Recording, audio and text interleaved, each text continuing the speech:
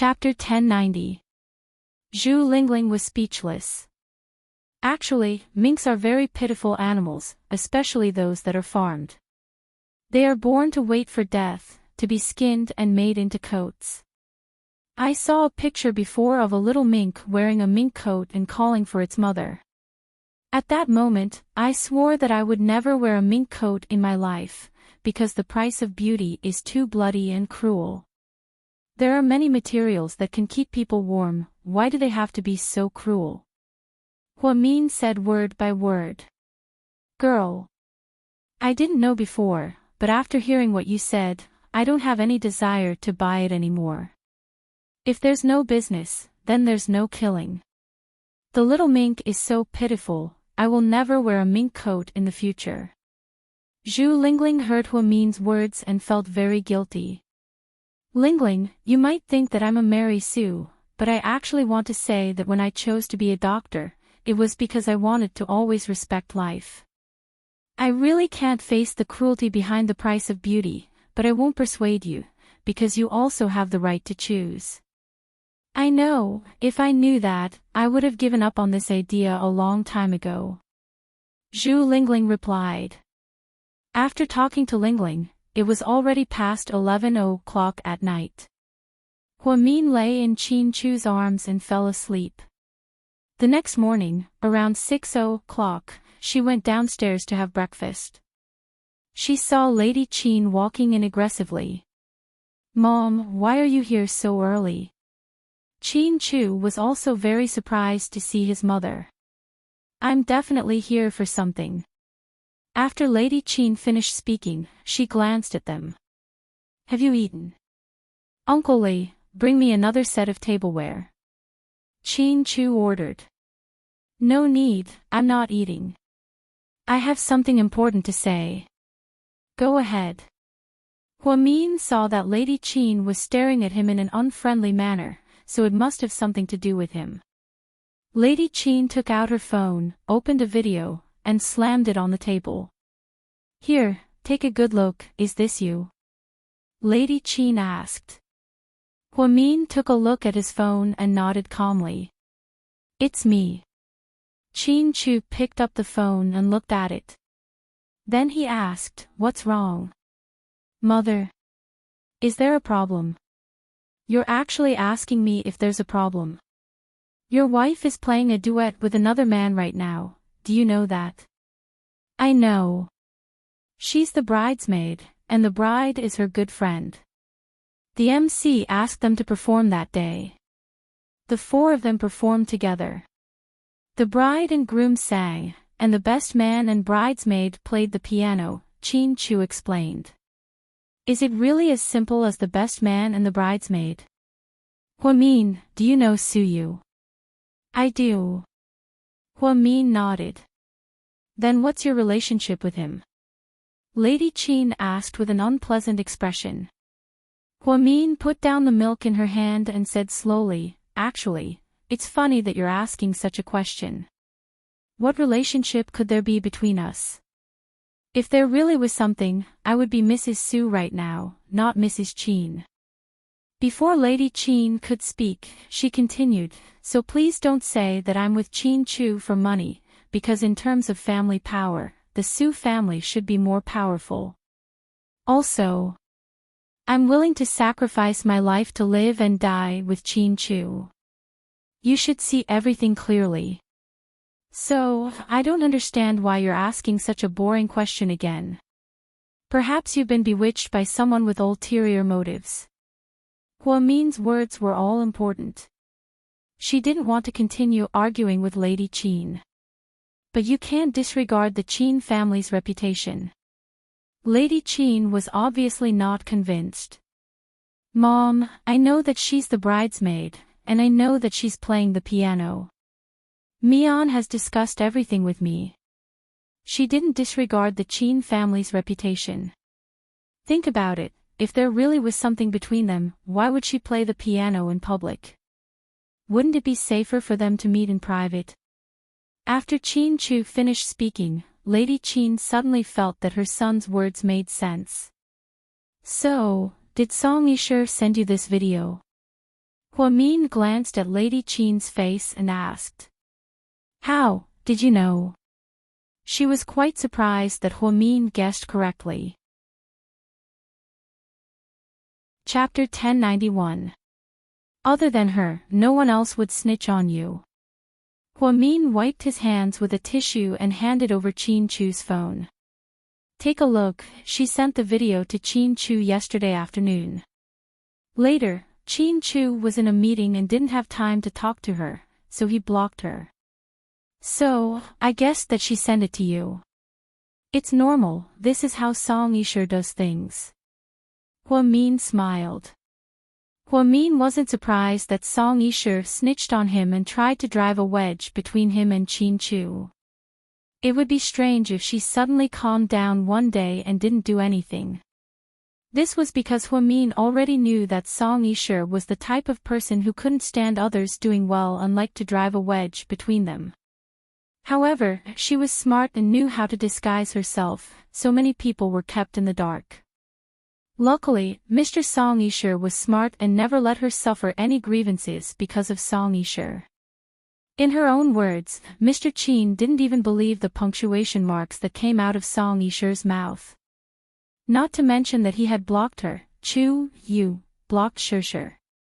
Lady Qin seemed a little surprised. "Yeah." Qin Chu nodded calmly. "Why?" Lady Qin felt that her son had gone a little overboard.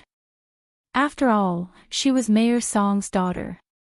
There was an old saying, even if you don't respect the monk, respect the Buddha. However, Qin Chu didn't respect anyone and decisively blocked her. "Because she's too fake." "I don't like her," Qin Chu replied calmly. "But, she said that she's always been close to you. She's also friends with Min." Lady Qin found it hard to accept. The contrast was too big. "So, don't believe anything she says in the future. She's a woman who spends her life lying." Qin Chu gave her a piece of advice. "What about the video?" Lady Qin was still thinking about the video.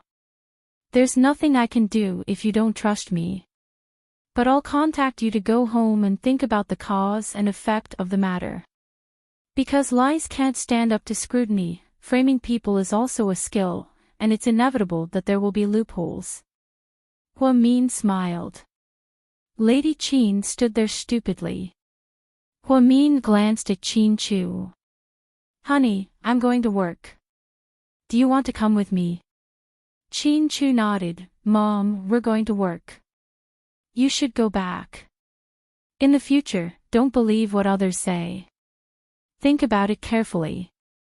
I'm very satisfied with my current life. I don't want any unhappiness to happen at home. I also believe that you're a smart person and won't be ordered around by others." After that, Qin Chu patted his mother on the shoulder.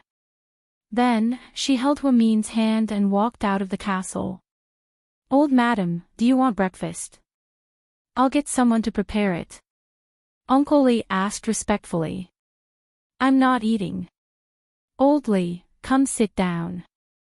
"I have something to ask you," Lady Qin said with a serious expression. "Go ahead, old madam." "How is Mr. and Mrs. Qin's relationship?" "Very good," Uncle Li replied. "Does she come back every night?" "Does Mrs. Qin come back regularly?" Lady Qin asked again. Uncle Li nodded. "Ever since Mr. Qin sold the house in Imperial Park, he's been coming back every night. Mrs. Qin's schedule is very regular. She comes back on time for work and off with Mr. Qin. Sometimes, they even invite friends over for dinner. They're very close, and I've never seen them fight or get angry." "What you said is true, right?" Lady Qin looked at Uncle Li in confusion. "Old madam, if you don't believe me, you can watch the surveillance videos. Mrs. Qin comes back at the same time every day and goes out with Mr. Qin. I've lived for a long time, so I can tell. Fake love is different from real love." "Then, about the party last time." Lady Qin suddenly remembered that Song Yishir had cried and complained that Huo Min had bullied her. Since she was here today, why didn't she ask about it? She chatted with Uncle Li for almost 2 hours. When they left South Hill Manor in the car, Lady Qin's expression was serious. She never thought that she would treat Song Yishir so well. Yet, she treated her like a fool. She almost never told the truth. Luckily, there was no big fight this time. Otherwise, she would misunderstand Huo Min again. At this thought, Lady Qin picked up her phone and dialed Huo Min's number. Huo Min had just finished his morning meeting and was walking to his office. When he saw Lady Qin calling, he hesitated for a moment before picking up. Chapter 1092. Hello, Huo Min said. Huo Min, I'm Qin Chu's mother. The old lady sounded uncomfortable. Yes, how can I help you? I was too impulsive this morning. I just talked to old Li. We've known each other for years, so I know what kind of person he is. You were right, I trusted Song Yishir too much. I'm glad you understand, Huo Min said calmly. Although he didn't really like Qin Chu's mother, she was still Qin Chu's mother. However, since she was Qin Chu's biological mother, Huo Min didn't want to give her a hard time. I hope you don't mind. Lady Qin said shyly. Don't worry, I don't mind. Also, I want to thank you for Qin Chu's surgery. You didn't leave him when he was in danger. I believe there's nothing going on between you and young Master Su. There's nothing going on between us. I'm glad you believe me, Huo Min replied faintly.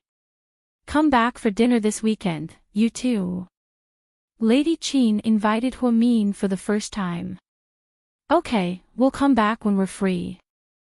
Huo Min didn't want to embarrass the old lady and nodded. Then, Huo Min walked into his office. Chief Hua, this is the receipt from the HR department. Your application for a nurse in your department wasn't approved. The assistant handed the receipt to Huo Min. It wasn't approved. That's impossible. Huo Min thought that his assistant's qualifications were more than enough for her to be promoted. Although Qin Jia wasn't very beautiful, she was definitely skilled. There weren't many people at Southside who were more hardworking than her. Huo Min lowered his head and looked at the reason for the rejection. It said that she hadn't been in the department for long. Huo Min frowned slightly. Assistant Shin, who gave you this receipt? The head of the HR department gave it. The promotion was approved by the HR department. Human Resources Department? Didn't I write a recommendation letter to the dean? Huo Min was slightly stunned. It's useless. The director is very busy every day. He won't care about these things personally. The director's assistant has already left the documents in the Human Resources Department. Huo Min continued to ask, then, does the vice principal not care? The deputy director was originally in charge of it, but now that he is in another place for the medical conference, he handed it over to the Human Resources Department to handle. Oh, I see. Huo Min nodded. Department Director Hua, is there a problem? I can help you report it to the vice dean, the assistant said. It's fine. I can handle it myself. Huo Min nodded and smiled. Then, he took the receipt and sat on the chair in the office.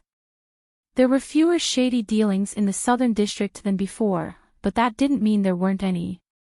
Many doctors knew that interns did not rely on their abilities to become permanent nurses, but on the number of gifts and connections they received. If he was a relative of a department leader, it was basically a done deal. If he was an ordinary person without money and connections, he or she would never be promoted. Huo Min was promoted because he performed an outstanding surgery and was directly promoted by President Wu. She originally thought that Qin Jia would definitely be promoted.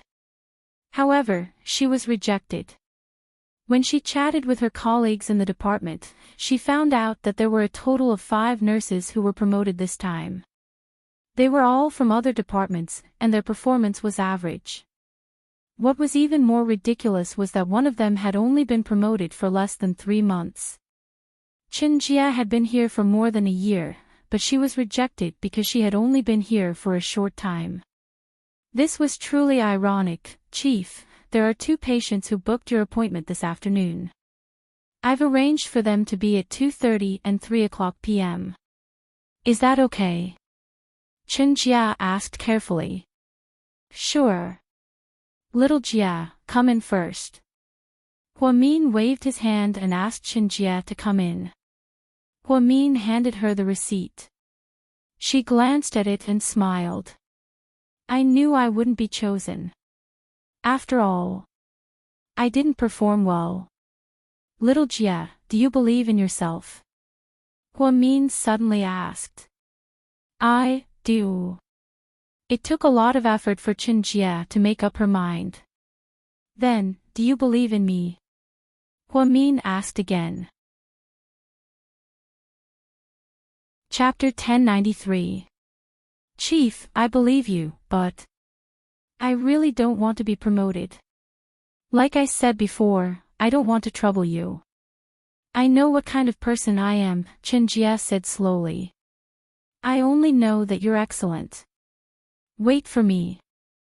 Huamin picked up the receipt and walked out of the office. Chief. Chen Jia looked at Huamin worriedly from behind. She knew that Chief Huo was a legend and that she was honored to be her assistant. However, she really didn't want to be promoted. After all, she was born in the countryside and wasn't very talented.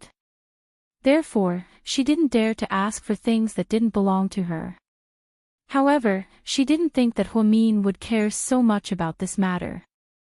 Huamian put on her white lab coat and went straight to the HR department with the receipt in her hand. She rarely interacted with the HR department because her promotions were all decided by President Wu and didn't go through the HR review. Huamin's story was very inspirational and became a legend at Southside. Many young nurses admired her. Is Chief Chow here? Huamin knocked on the door. Wow! Is it Master Hua? One of the HR employees looked at Huamin in surprise. Chief Chow is inside, another employee said. Huamin nodded and walked in. The door to the chief's office was open. Inside, a woman in her 40s was sleeping on the desk. Huamin looked at her watch. It was already time to go to work. She wondered why the HR department was in such a state. She knocked on the door rudely. It was very loud and seemed to wake up the sleeping woman. She reluctantly got up and looked at Huamin without saying a word. Is this Chief Chow? What is it? Her attitude was obviously not friendly. I'm Huamin from the neurology department. Why are you looking for me? The woman asked unhappily. I recommended my assistant to be promoted, but you didn't approve it. Huamin looked at her and said word by word. Isn't that normal? Every month, there are dozens of people who want to be promoted, but only a few can be promoted. I understand that, but your reason for rejecting her is that she hasn't been working for long. As far as I know, my assistant has been working at Southside for more than a year. That's not considered short. So what? The old woman from the Human Resources Department had an annoying look on her face. Nothing. I just want to ask you why you didn't approve it. Not qualified. The old woman yawned and replied impatiently. Huamin asked with a smile, then why did the one who had been in the OB/GYN department for less than 3 months pass? When the old woman heard Huamin's words, she seemed to be very unhappy. Because he performed well. Is that so? But I've seen the assessment records. He's no better than my assistant, then there must be other reasons. Anyway, our department's decision has nothing to do with you. Is it because of the gift? Huamin continued to ask. The old woman couldn't hold back her pride anymore. She yelled, Department Director Hua, what do you mean by that? Are you here to cause trouble? Who we promote and who we eliminate has nothing to do with you.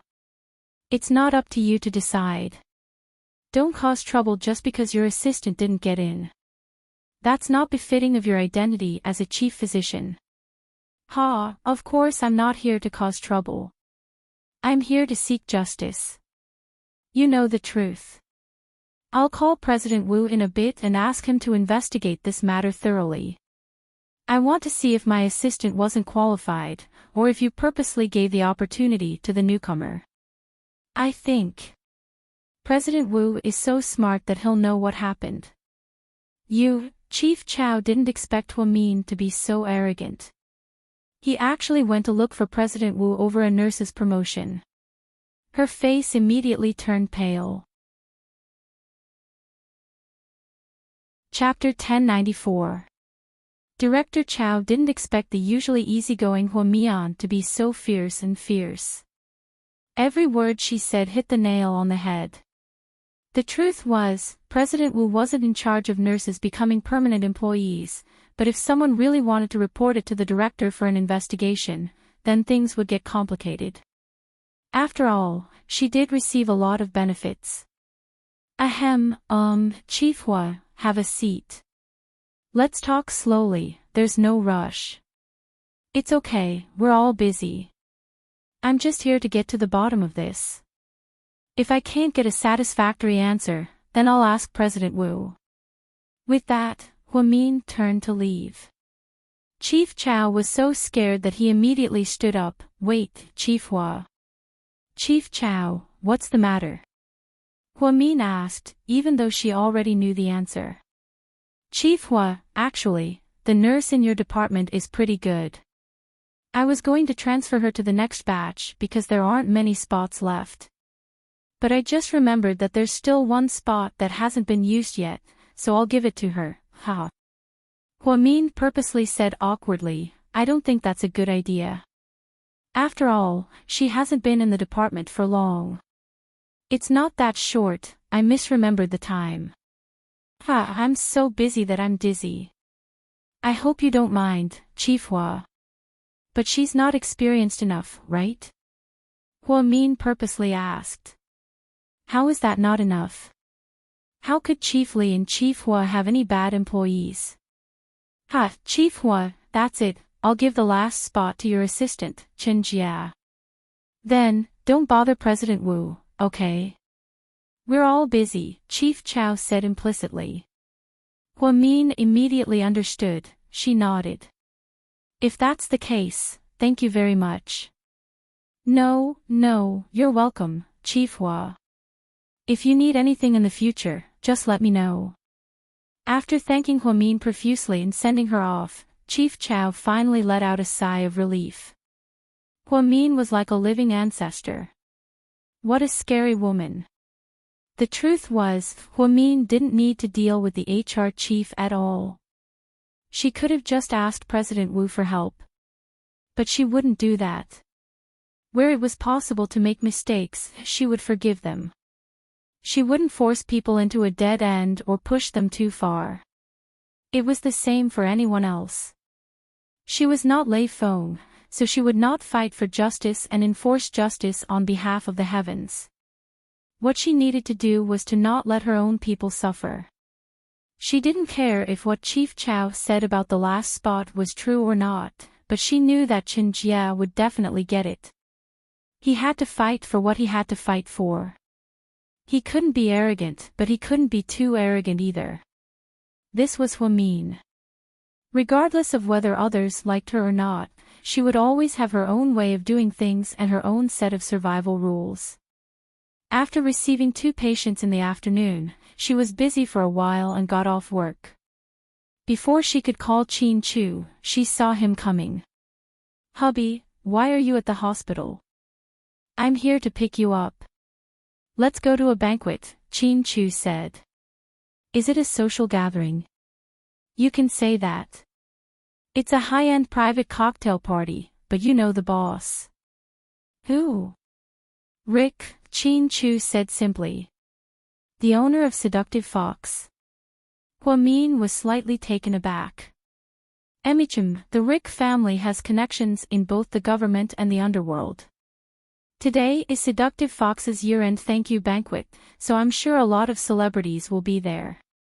Emichim, then I'll get ready right now. Hua-min left the hospital and got into Chin Chu's car. She didn't like makeup, so she only changed into the coffee-colored dress that Chin Chu brought for her. It was a cute and dignified coffee-colored mini dress. As soon as the two arrived at the hotel, they were surrounded by reporters who were taking photos. In front of everyone, Chin Chu tightly hugged Hua-min's waist. President Chin, there's news that Lady Chin is pregnant, is this true? After hearing this question, Hua-min felt a little awkward. Chapter 1095. Chin Chu replied faintly, if there's good news, I'll let everyone know. Thank you. Then, he pushed through the crowd and walked in with Hua-min with his arm around her. He didn't want those people to threaten her or make things difficult for her. You're here. Rick was wearing a long black tuxedo, looking extraordinarily handsome. However, because he was too cold, he wasn't warm to anyone. Hua-min thought that he smiled even less than Chin Chu. What a joke. In this city, the only person that Rick had a good relationship with was Chin Chu. Therefore, when he saw Hua-min and Chin Chu arrive, he immediately went over to greet them. We're not late, are we? Chin Chu asked with a smile. Of course not. Then, Rick and Chin Chu chatted on the side while Hua-min sipped on a glass of juice out of boredom.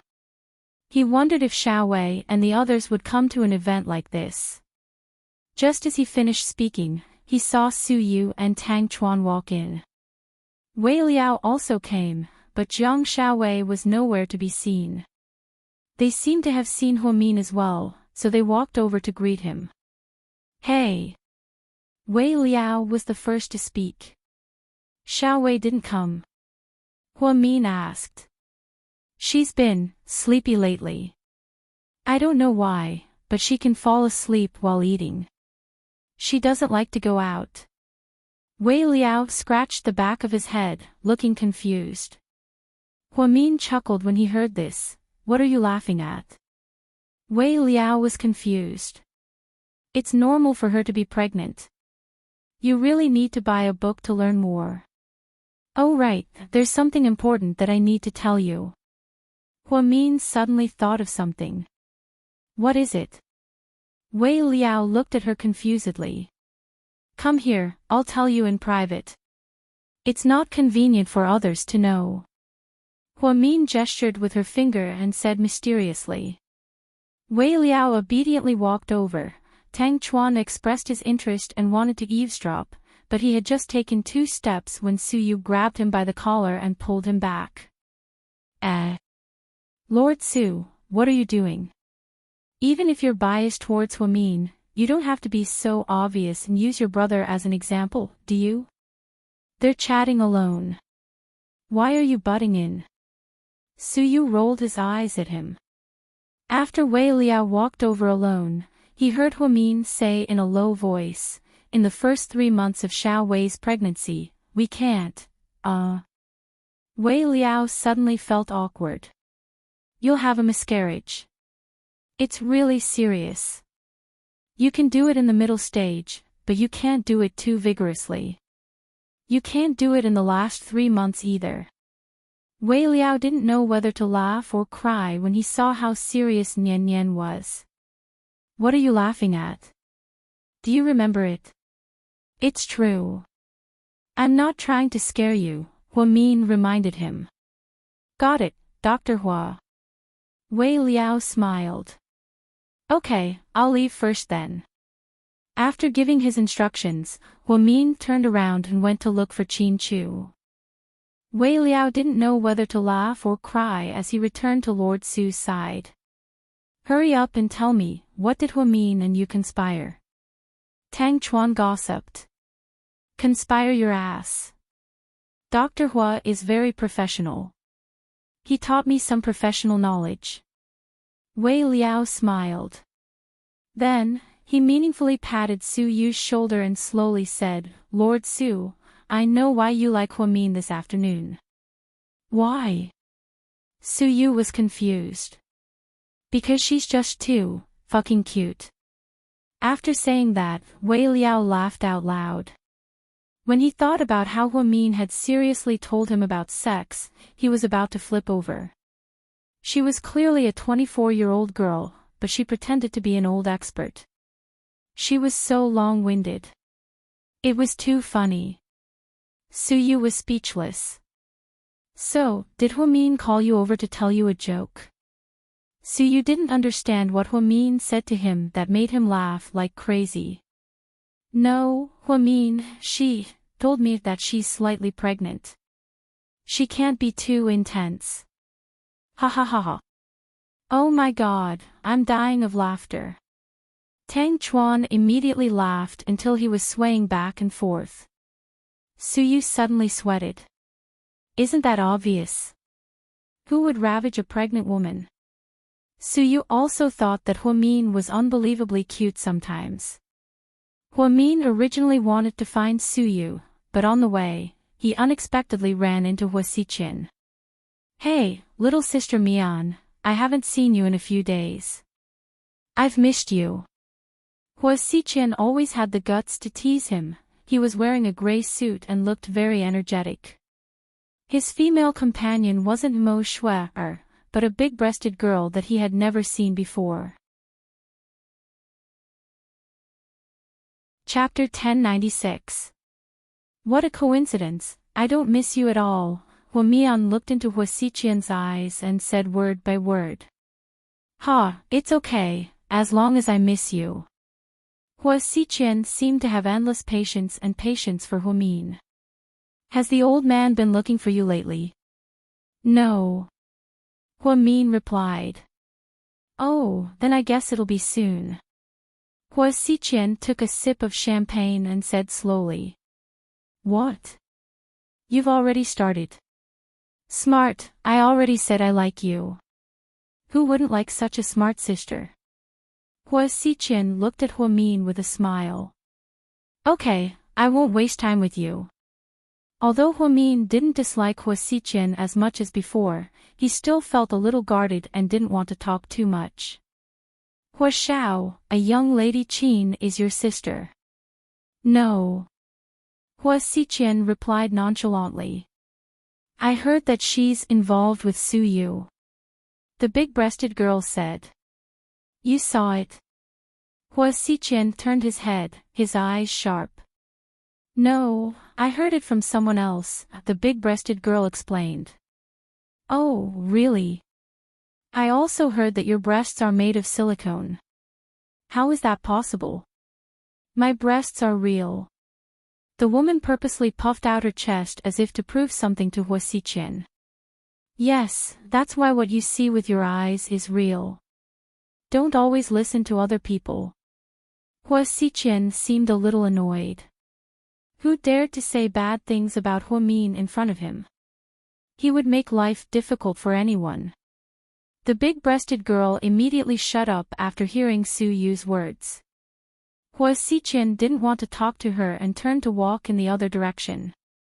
On the other side was Song Yisher in a long black gown. She wore a white mink shawl and looked extremely luxurious. She held Mayor Song's wrist, and the father and daughter immediately became the center of attention as soon as they walked in. The media surrounded them, interviewing them and taking photos. Song Yisher always had an elegant smile when she was in front of the camera, but her face would darken as soon as the lights couldn't reach her. After being photographed by the media, Mayor Song chatted with some celebrities. Song Yisher took a glass of red wine and looked around, as if looking for someone. "Are you looking for me, Miss Song?" Hua Xiqian smiled. "What a coincidence, President Hua." Song Yisher was very distant from Hua Xiqian. Maybe it was because of an unpleasant conversation from before. Song Yisher did not have a good impression of Hua Xiqian. She finally saw Qin Chu's figure and was about to go over. Hua Xiqian stopped her. Miss Song, I heard that you started an art school. Congratulations, let's have a drink. Song Yisha was in a hurry to see Qin Chu, so she could only raise her glass. However, when she clinked glasses with Hua Xiqian lost his grip and spilled red wine all over her. The black gown didn't matter. Couldn't he tell?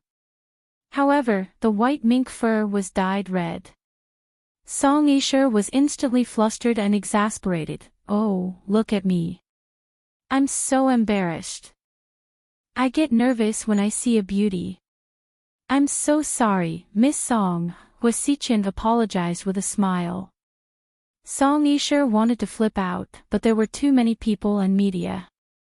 Therefore, she could only grit her teeth and reply, "You're welcome." However, looking at her eyes, she really wanted to kill Hua Xiqian. He obviously did it on purpose. Who would believe that his hand was trembling? Song Yisha had no choice but to go to the lounge to change. Hua Xiqian looked at everyone with a smile and drank a little wine. He was in a particularly good mood today. Hua Min sat quietly in a corner. She didn't like to socialize, but she didn't want to ruin the atmosphere. She just wanted to quietly wait for Qin Chu. However, she didn't expect to see a shocking scene. A few socialites surrounded him, including Hui Yanyan. However, she didn't seem to be welcomed. "Young Master Shin, let's have a drink together," Hui Yanyan said. Before he could say anything, a socialite scolded her, "Why don't you take a look at yourself? You want to chase young Master Shin? Do you have any shame? Don't you know who you are? Everyone in our circle knows that your mother had an affair and gave birth to your brother. Didn't your father test your blood type? Don't tell me he's raising his daughter for his neighbor." After the socialites said this, everyone burst into laughter. Hui Yanyan stood there like an idiot. She held back her tears but didn't dare to say anything. Chapter 1097. Ever since Xinjiani's scandal was exposed, Hua Xinghai's attitude towards Hui Yanyan had worsened. Hui Yanyan basically had full control over her money, and Hua Xiqian had taken advantage of her before. Xinjiani and her children lost all of their savings, so Hui Yanyan was no longer the arrogant girl she used to be. Instead, she suddenly became a downtrodden rich girl. She was still able to survive in this industry mostly because her last name was Hua. Her crazy pursuit of Shen Mingxi was treated as a joke by the people in the industry. Although Hua Min didn't like Hui Yanyan, she was still annoyed to see her being treated like a dog in this kind of situation. What she hated the most in her life were people who kicked people when they were down. When Hui Yanyan was doing well, she had friends everywhere and spent tons of money to treat them to food and drinks. Now that she was down, everyone stepped on her. What a snobbish person. Hui Yanyan was well aware of her identity. She was no longer the brainless idiot she used to be, so she didn't dare to say anything when people made fun of her. She was afraid of offending people she couldn't afford to offend. However, she really liked Shen Mingxi. Previously, she tried to hit on Su Yu mostly because of Su Yu's power and wealth in the city, as well as his huge influence. However, Hui Yanyan really liked Shen Mingxi. Otherwise, she wouldn't have risked being laughed at by everyone to get close to him. Hua Min couldn't stand it anymore. She slammed the champagne in her hand on the table and walked over with a smile. "Yanyan, why didn't you tell me you were coming?" Hua Min intimately held Hui Yanyan's hand. She turned around and was flattered to see Hua Min. "Lady Qin." When the socialites saw Hua Min walk over, they all stepped back and nodded to greet her. Hua Min glanced at their faces one by one, smiling without saying anything.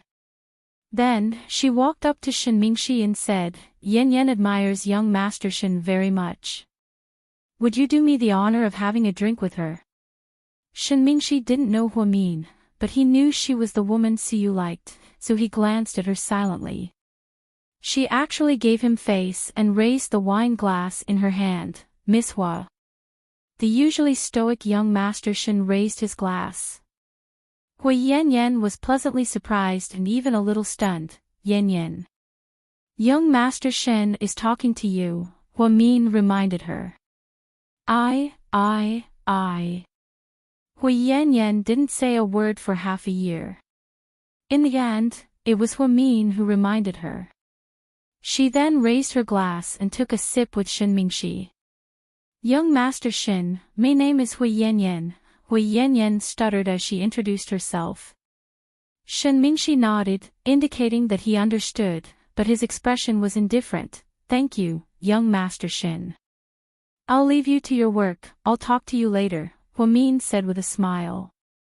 Then, he dragged Hui Yanyan away. The socialites discussed among themselves strangely. That's weird, I thought Hua Min and Hui Yanyan weren't on good terms. Why would he help her?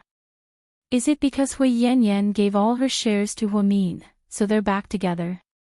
I don't know, but no matter how bad things are between them, they're still family. You can't write two Hua characters in one stroke, so let's be careful with what we say next time. Hui Yanyan is done for, but Hua Min is really something. That woman isn't someone we can mess with. I heard that even Mayor Song's daughter can't beat her. Shen Mingxi wasn't interested in the fights between socialites, he was more interested in what kind of person Hua Min was. How did someone as arrogant as Su Yu fall head over heels in love with her? Why didn't she give up on him even though she knew he was married? This was a question that was worth pondering over. Hua Min, thank you, for what you did, Hui Yanyan said in a low voice as she bit her lip. Chapter 1098. You don't have to be so polite with me. I don't want to help you. I just don't like the way those people act, Hua Min said calmly.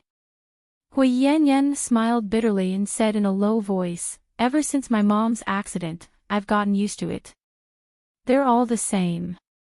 If you have money and power, they'll play with you. If you don't, you deserve to be stepped on. So you're going to marry into a rich family to turn your life around? Hua Min asked. Hui Yanyan shook her head. I had this idea in the beginning. That's why I pestered Su Yu. I knew Su Yu wouldn't even look at me, but I still clung to him like glue. At that time, I wanted to use the Su family to turn my life around. It's not that I didn't want to avenge myself, but later. I figured out something. What is it? It's just that once a relationship is involved with benefits, it's actually quite meaningless. A person's life is so short, only a few decades. If I have to involve benefits in my own marriage, I guess I won't be happy in this life. Moreover, I won't necessarily be happy even if I marry into a rich family. They won't necessarily take a fancy to me. If you understand the logic, why are you still pestering Shen Mingxi? Hua Min didn't understand. That's because I really like him. Hui Yanyan said word by word, then she continued, young Master Shen is my classmate in middle school. When he was in middle school, he was already the most handsome boy in school. Not only me, but all the girls in school liked him. After that, he went abroad for many years and disappeared without a trace. I thought that I would never see him again in my life. I didn't expect that he would suddenly come back on young Master Su's birthday. The first time I saw him, I felt my heart skip a beat. I've never felt that way before. It's really magical. I don't want to miss this opportunity, so I shamelessly pursued him. But you know what? You won't be able to marry into the Shen family. Not to mention how many competitors you have. Shen Mingxi has Wei Ying by his side. Many socialites have no choice but to admit defeat. You know the Wei family's background and what kind of person Wei Ying is. Hua Min was close to Jiang Shaowei, so he often heard about her and Shen Mingxi. Wei Ying liked Shen Mingxi as well, even though Shen Mingxi hadn't said anything and they weren't officially dating. However, the Shin family and the Wei family seemed to have already decided on this matter internally. Wei Liao had said more than once that the Shin, Wei, and Liang families would unite by marriage. This was an indisputable fact, I know. Actually, I don't want to marry into the Shin family. I just want Shin Mingxi to know that there's another woman named Hui Yanyan who likes him. That's all. Hui Yanyan smiled foolishly. To be honest, it was quite sad to see Hui Yanyan like this. Fine. Alright, that's your business. But, you should be more careful in the future. Don't do those things that humiliate yourself. Why are you asking for humiliation? If you want to make a comeback, you should find someone who can accept you and marry you. If you want love, you should find someone who loves you very much. He doesn't care about your appearance or family background, and he doesn't care about the scandals on you. After all, people are realistic. You can't have your cake and eat it too. You have to know yourself. Huamin's words were a bit harsh, but she wanted to remind Hui Yanyan not to do meaningless things. She thought that Hui Yanyan would be angry and refute her, but to her surprise, she nodded obediently. I'll remember what you said. Huamin, I have to say, you're very generous. No wonder so many people like you and your achievements today. It has a lot to do with your personality. I used to be very jealous of you, and I envied you a lot. Later, I realized that no matter how much I change, I'll never reach your level, so I won't have everything you have. Huamin looked at her without saying anything, but there was a complicated look in her eyes. She never thought that one day, the stupid Hui Yanyan would have an epiphany and understand a lot of life principles. It was really difficult. Okay, then you're on your own. After speaking, Huamin turned to leave. Sister Huamin, I know you're very smart. I'm willing to be your slave and maid, but can you help me deal with Hua Xiqin? I really hate him. Hui Yanyan said behind Huamin. Huamin, who was about to leave, paused. Chapter 1099. Hua Xiqin. I can deal with him, but I won't help you, because the price is too high. Even if you work for me, you won't be able to make up for the losses. I have to weigh the pros and cons before I do anything. Let's not talk about our past conflicts, but based on our current relationship, even if you give me all of your shares, I still won't help you. After speaking, Huamin turned around and left. Hui Yanyan stood there, seemingly slightly disappointed. In the past, every time her mother told her that she wasn't as smart as Huamin, she wouldn't accept it. But now, it seemed like Huamin was really smart. Whatever she said or did, it was not without rhyme or reason. Therefore, she definitely had the ability to deal with Hua Xiqin. Plus, Huamin had a huge backer like Qin Chu behind him. Unfortunately, Huamin wouldn't agree to her request. Huamin was right, the price of dealing with Hua Xiqin was too high, and she would have to sacrifice too much. He didn't have to do that, not to mention that he did it to help her. Wasn't that a joke? Huamin walked over and leaned against a corner. Just as she was about to grab some food, Qin Chu walked over. Huamin hugged Huamin's shoulder. Honey, are you tired? Qin Chu asked gently. Huamin shook her head. If you're tired, we'll go back first. It's okay, you can stay a little longer. Rick is a good friend of yours, so it's worth it for you to support him. You're the smartest. I do have a good relationship with Rick, and he's helped me a lot. It's not something that can be calculated with money, so, do you think I'm that immature? Huamin smiled. Qin Chu reached out and rubbed her face lovingly. Not far away, Song Yisher saw this scene and felt like her heart was about to explode. Why? Why did Qin Chu love her so much even though Huamin was not as good-looking as her? He didn't even look at her. Thinking of this, Song Yisher walked over in her high heels. Her mink shawl was stained by Hua Xichin with red wine. She had changed into a dark blue evening gown, and her hair was slightly coiled up, looking very elegant. Everyone was smiling from all angles. Coupled with her identity, she had indeed become the center of attention. Unfortunately, no matter how she dressed up, no matter how perfect she was, Qin Chu was not interested. Qin Chu. From afar, she called out. Huamin and Qin Chu were being lovey-dovey. When they heard the sound, they both turned their heads. The moment he saw Song Yishe, Huamin stopped smiling, and his mood instantly soured. Qin Chu looked at him with slightly annoyance. When did you guys get here? Why didn't I see you guys just now? She smiled, as if she was still trying to get closer to Huamin. Qin Chu had no intention of answering. Huamin nodded. We've been here for a while. Qin Chu, my dad is here too. He was just asking about you. Song Yishe looked at Qin Chu and smiled. I already greeted him, Qin Chu said faintly. Oh. I see. Song Yishe felt a little awkward. Huamin suddenly thought of something and smiled at Song Yishe. Miss Song, thank you for recording a video of me at the Wei family's wedding. My husband saw how I played the piano. Because of this, he promised to buy me a good piano. Thank you, you're so nice. My friend forgot to record it, but you still remembered to record it for me. Plus, the angle was really beautiful. Song Yishe's expression immediately changed upon hearing this. Then, she smiled awkwardly and said, Really? I'm glad you like it. Of course I like it, I even saved the video. My husband also said that he didn't know that I could play pop music so well.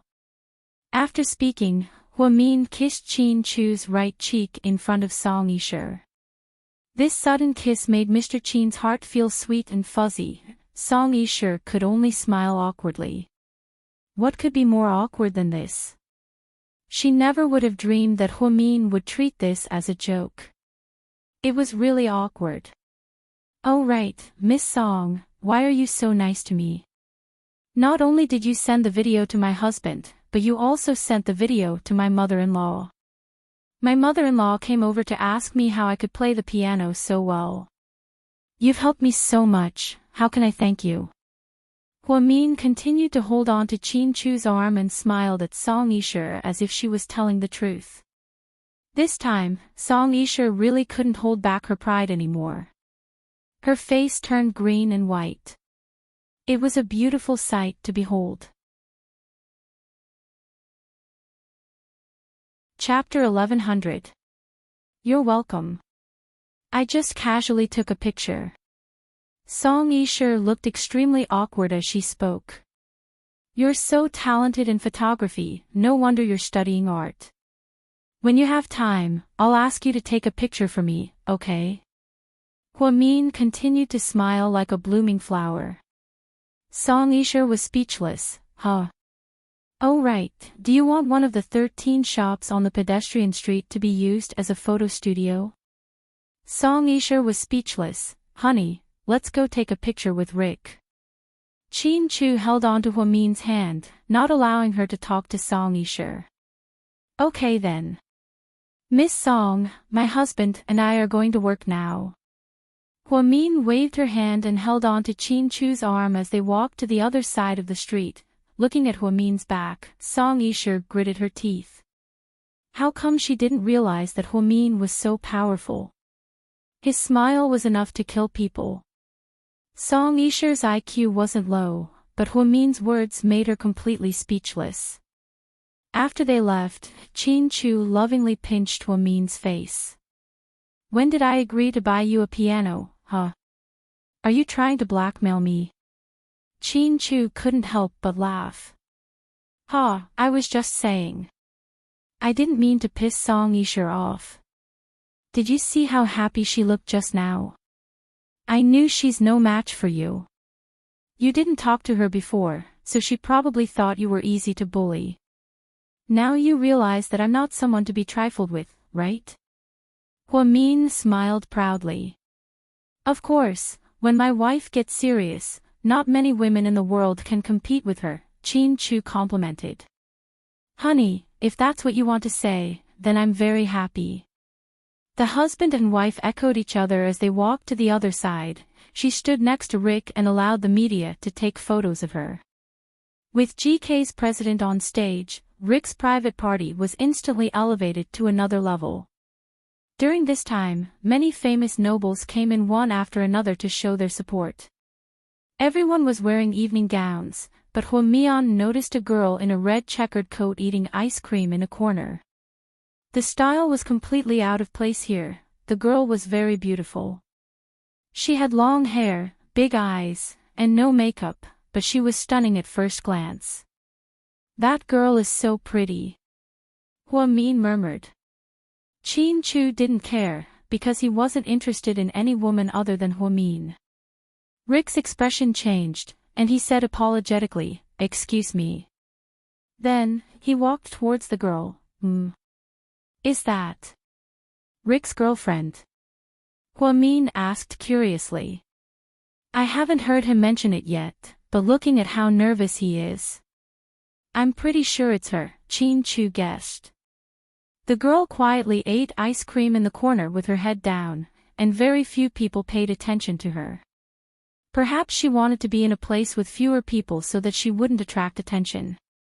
"Cece, where's your dress?" "I got it dirty when I ate ice cream, so I changed into my own clothes. I hope I'm not bothering you.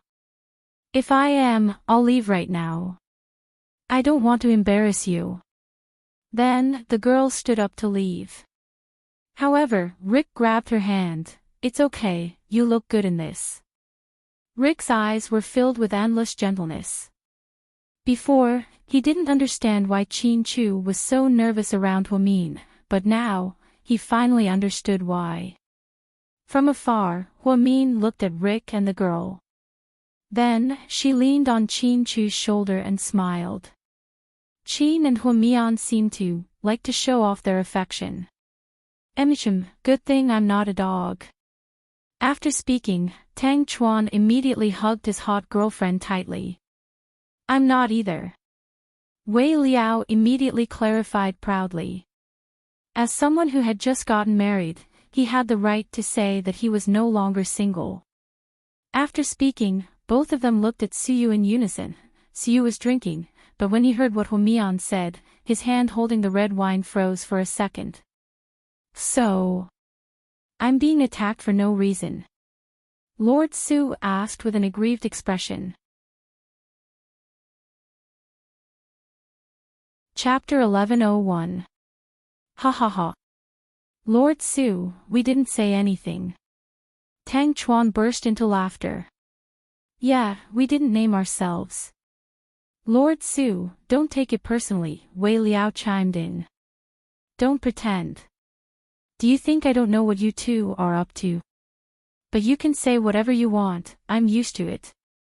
After speaking, Suyu lowered his head and continued to drink. Not far away, Huamin leaned on Qin Chu's shoulder and said something with a smile. Suyu must have seen it. However, he didn't say anything. Wei Liao and Tang Chuan were too embarrassed to continue teasing him. They all felt sorry for Suyu for 10 seconds. Every time Qin Chu and Huamian abused Suyu, they would silently feel sorry for Suyu, but there was nothing wrong with being lovey-dovey. They only knew that Suyu was upset, but they didn't know that every time Qin Chu abused Huamian, there was someone else who was even more upset than Suyu. It was just that no one knew, so no one paid attention to him. Hua Xiqin leaned against a round pillar with a glass of champagne in his hand. His female companion was sent away by him, and he just quietly drank his wine with a smile on his face. However, his heart was already in turmoil. He was a person who wouldn't give up until he reached his goal, so he was very patient with Huamin.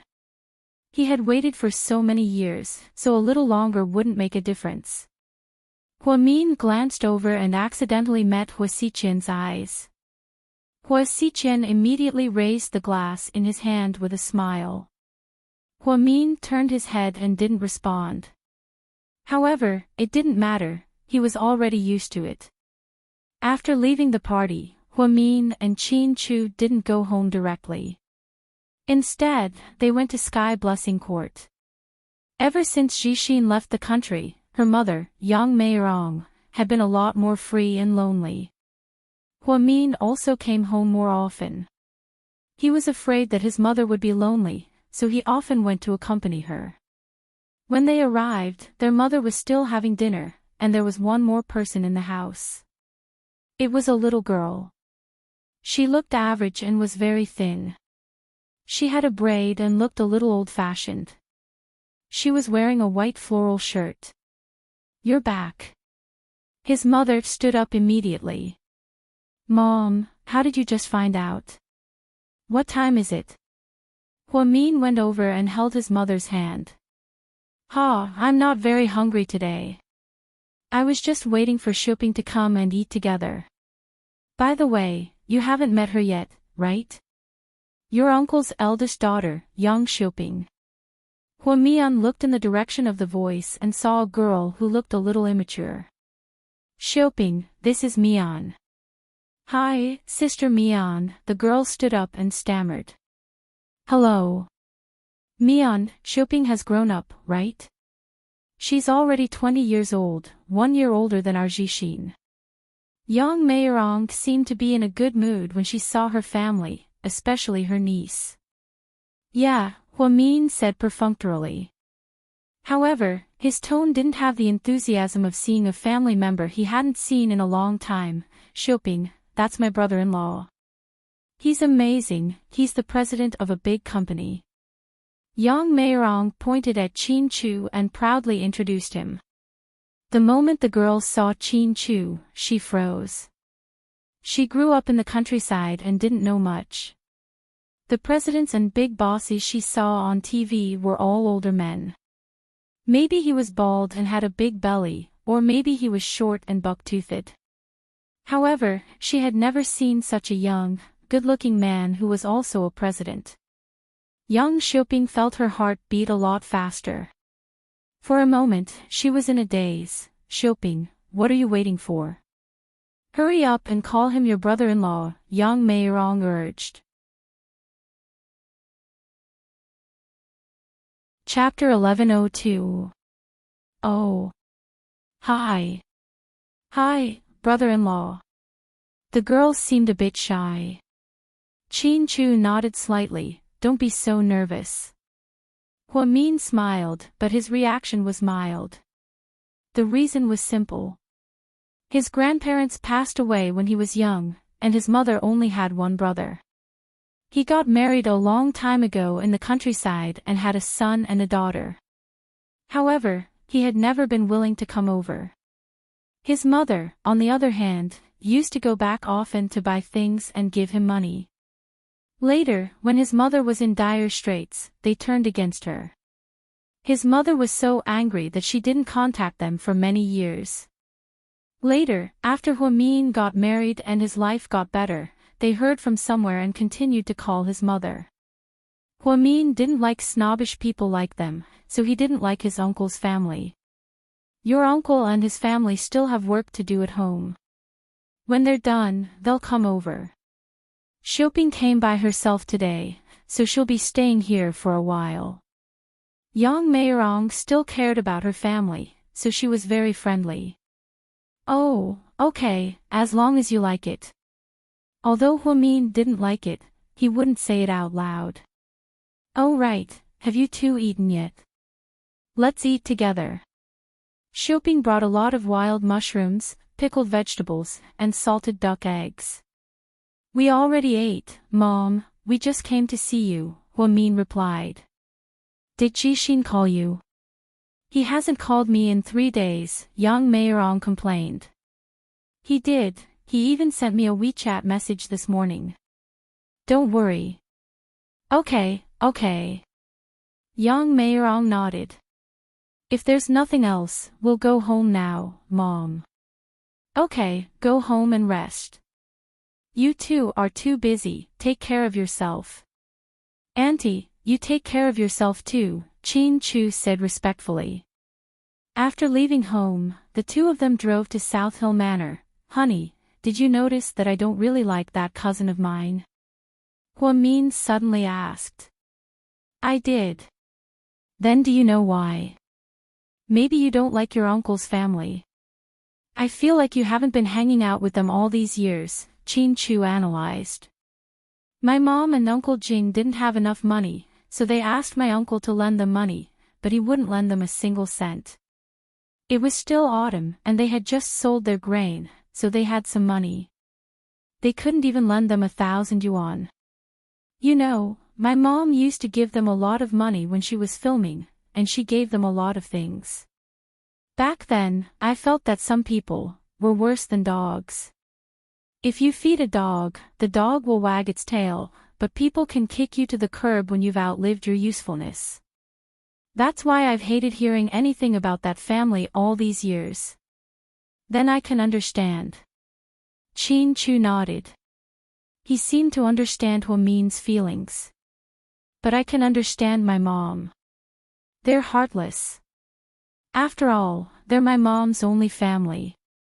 My grandparents are gone, and my brother is the only one left. Even if he's snobbish, he's still family. As long as my mom is happy, I don't mind. China's good daughter. Chin Chu smiled. I'll strive to be China's good wife in the future, that's a bit difficult. Chin Chu smiled meaningfully. What's difficult? Hua Min didn't understand. If you want to be China's good wife, you have to know all 108 positions. Unfortunately, you're only at the upper and lower positions. You're still far from that. After Chin Chu finished speaking, Hua Min immediately reacted. He punched him. Honey, you're so perverted. The couple drove home happily and sweetly. On the other hand, Song Yisher's mind was in a mess. She saw that Hua Min seemed fine. That shouldn't be the case. Could it be that Mama Chin didn't cause trouble for her? She thought about it and felt uneasy, so she drove directly to the Chin manor. Inside the manor, Song Yisher knocked on the door and walked in. She saw Lady Chin sitting in the living room eating fruit and drinking tea. Mama Chin. She called out sweetly. Chapter 1103. Oh. Sure, you're here, Lady Chin said faintly without getting up. Song Yisher suddenly felt that Lady Chin's attitude was a lot colder than before. Was she overthinking things? Mama Chin, have you had dinner yet? I bought you shrimp dumplings from Li Ji Kanji shop. Song Yisher handed her a lunchbox as she spoke. Oh, I'm done, it's okay, you can give it to your parents, Lady Chin said faintly. Mama Chin, what's wrong? Song Yisher finally realized what was going on. Lady Chin never had this kind of attitude in the past. Nothing. I just ate already. It's going to spoil tomorrow anyway, so it's a waste. Why don't you take it back and give it to your parents? Lady Chin replied with a smile. Why would I? It's a gift for you, so it's okay if you don't eat it. It's a token of my sincerity. Song Yisher smiled as she put down the lunchbox. Then, she sat down next to Lady Chin. Mama Chin, did you ask Hua Min about what happened the other day?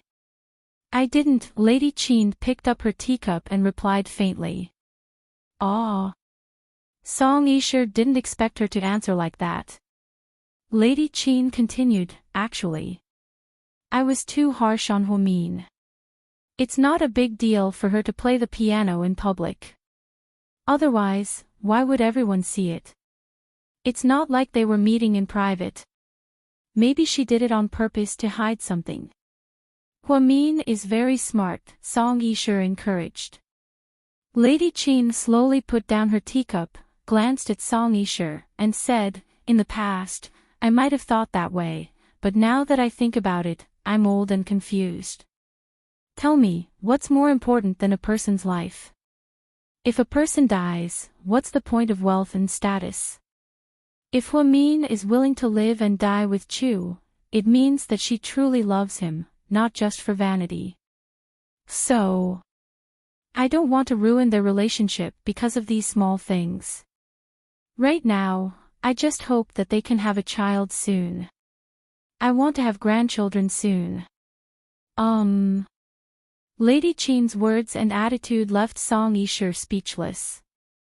Mrs. Qin continued, I used to be biased against Hua Mian, so I didn't like her all these years. Now that I think about it, it's also because of what happened many years ago that I didn't dare to treat her well because I was afraid that she would still hate me.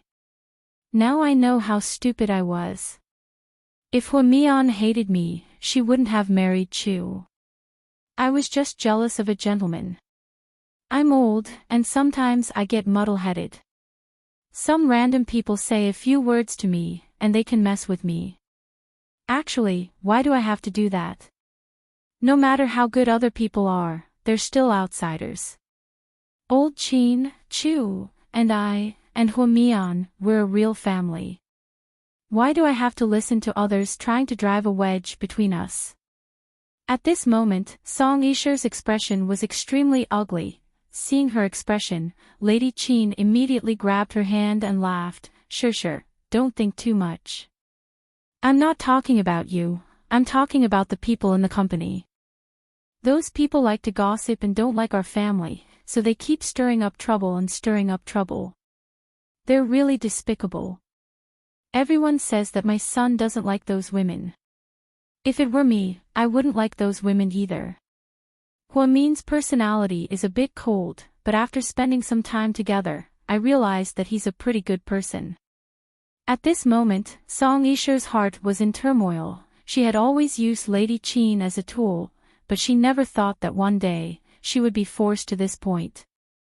Lady Qin's words were like a slap to her face, but she couldn't get angry.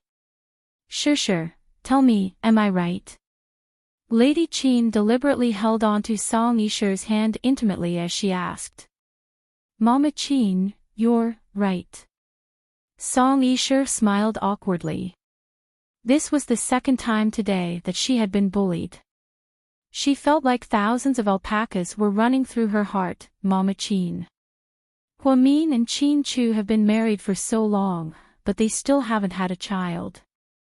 If they never have one in the future, what will you think?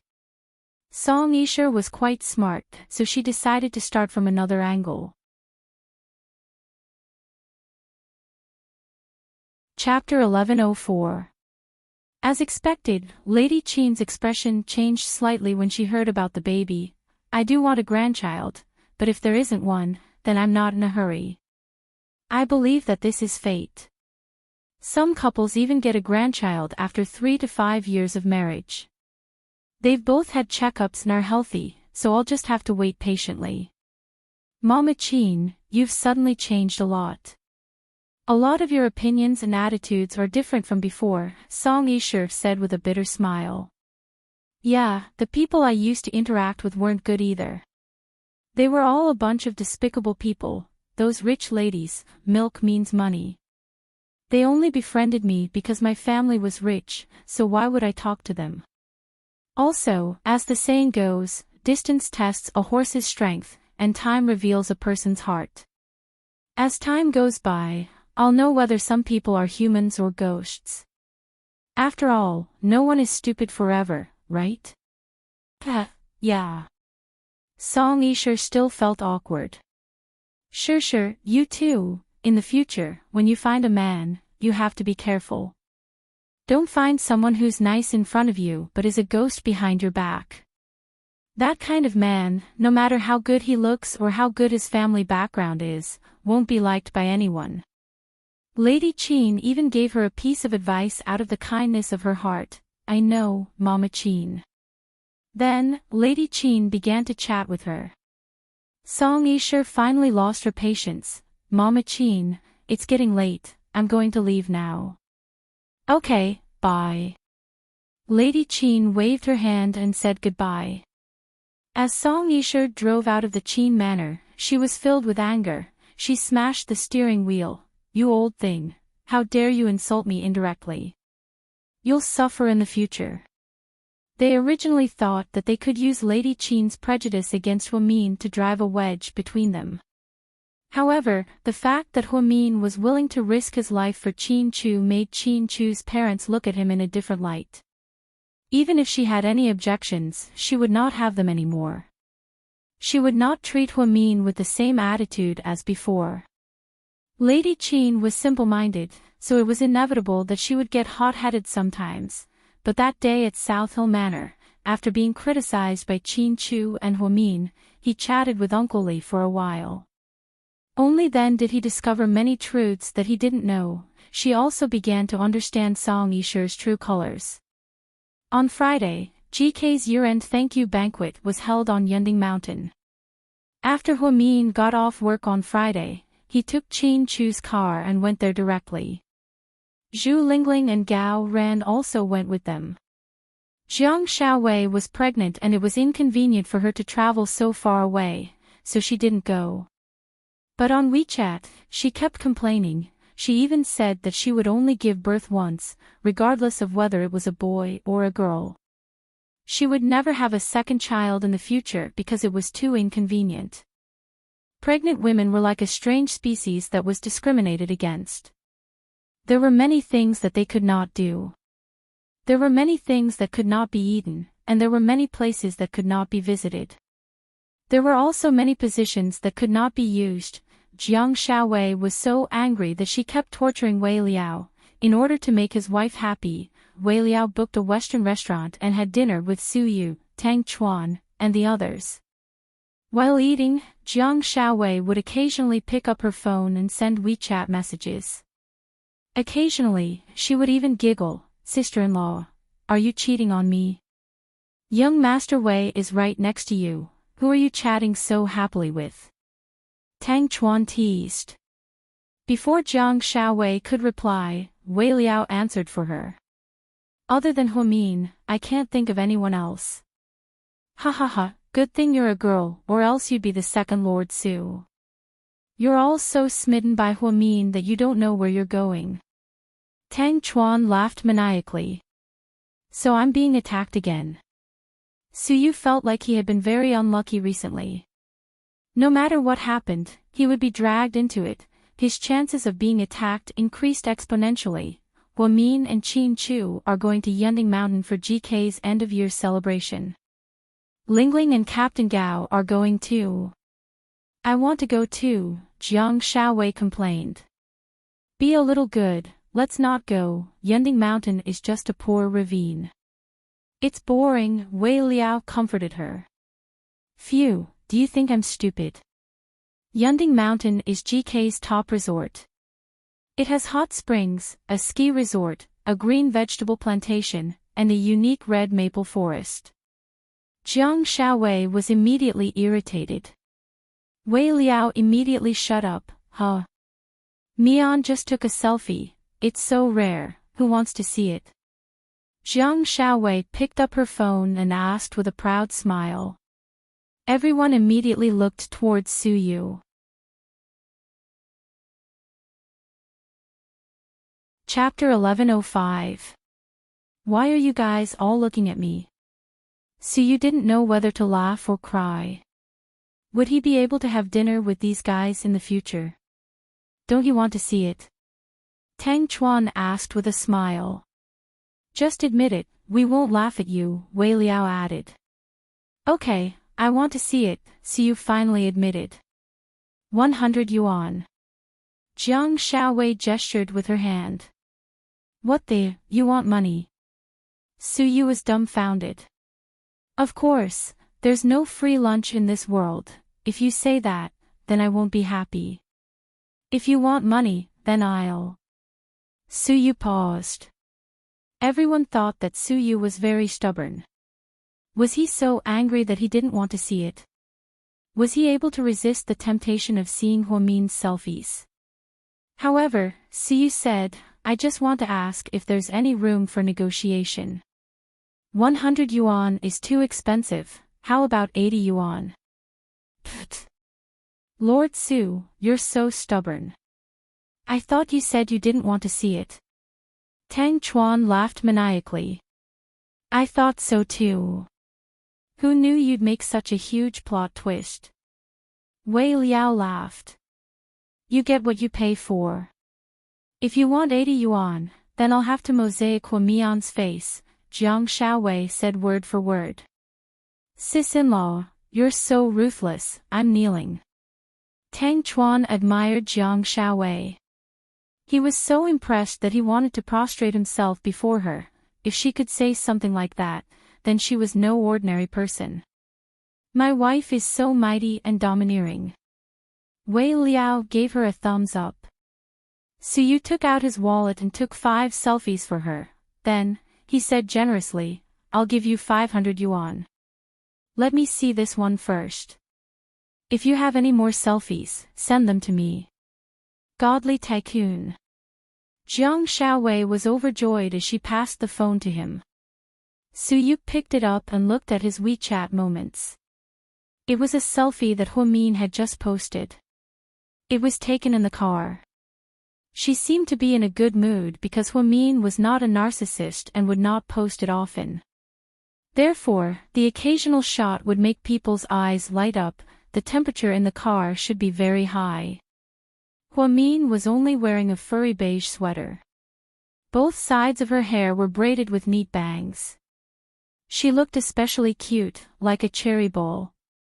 Because she didn't wear any makeup, she gave people a very comfortable feeling. Suyu seemed to really like this photo and couldn't put it down. He couldn't say anything to Jiang Shaowei, so he immediately saved it. Then, he had Jiang Shaowei send it to his WeChat. Lord Su, seeing you like this makes my heart ache. This is a socialist society, let me tell you, otherwise, if we were in ancient times, I would definitely bring a bunch of bandits to kidnap Huamin and make her your wife. Fuck off, I'm not the king of a mountain. Suyu laughed. Actually, everyone knew about Suyu's feelings for Huamin. Jiang Shaowei occasionally sent Suyu benefits, not to tease him or mock him. She also wasn't trying to scam him out of money. She just felt bad for Suyu. Huamin was bored in the car with Zhu Lingling, Gao Ran, and the others. The 4 of them started chatting in the WeChat group. Qin Chu drove the Maybach while Huamin sat in the passenger seat. Gao Ran drove the Jaguar while Zhu Lingling sat in the passenger seat. The 2 cars were very close to each other, one in front and one behind. Then, they could tease each other through WeChat. Therefore, the drive was very interesting. When Gao Ran pretended to reach out for water, he purposely touched Zhu Lingling's hand. She instinctively avoided his touch. Gao Ran immediately complained, Fuck, Zhu Lingling, what do you mean? Will it kill you to hold hands? Chapter 1106. Bullshit, how would I know that you were going to hold my hand? I thought you were going to get water and I was going to stop you, Zhu Lingling retorted. Qin Chu and Huamin laughed so hard that their stomachs hurt. We're just on the road and you guys are already holding hands. Are we going to have car sex in less than 5 kilometers? Huamin asked on purpose. Gao Ran was speechless. Zhu Lingling said, Huamin, you've become dirty.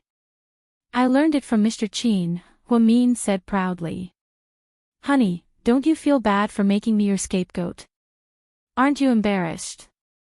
When I married you, I wanted you to be my scapegoat or something. Fine, I admit defeat, but can I do it 2 more times tonight as compensation for being the scapegoat? Mr. Qin asked in all seriousness. This time, it was the couple's turn to burst into laughter. The 4 of them chatted and laughed along the way. When they arrived at the hotel, they immediately checked in. Every time they saw the Mian Hotel, Huamin could feel Qin Chu's deep love for him. The hotel manager reserved 2 presidential suites for the 4 of them. The rest of the hotel rooms were all filled with GK's employees. Of course, this time, Jiang Linyue came as well. this was her only chance to come to Yunding Mountain and see Qin Chu. GK's annual end-of-year celebration was to give out bonuses to the employees.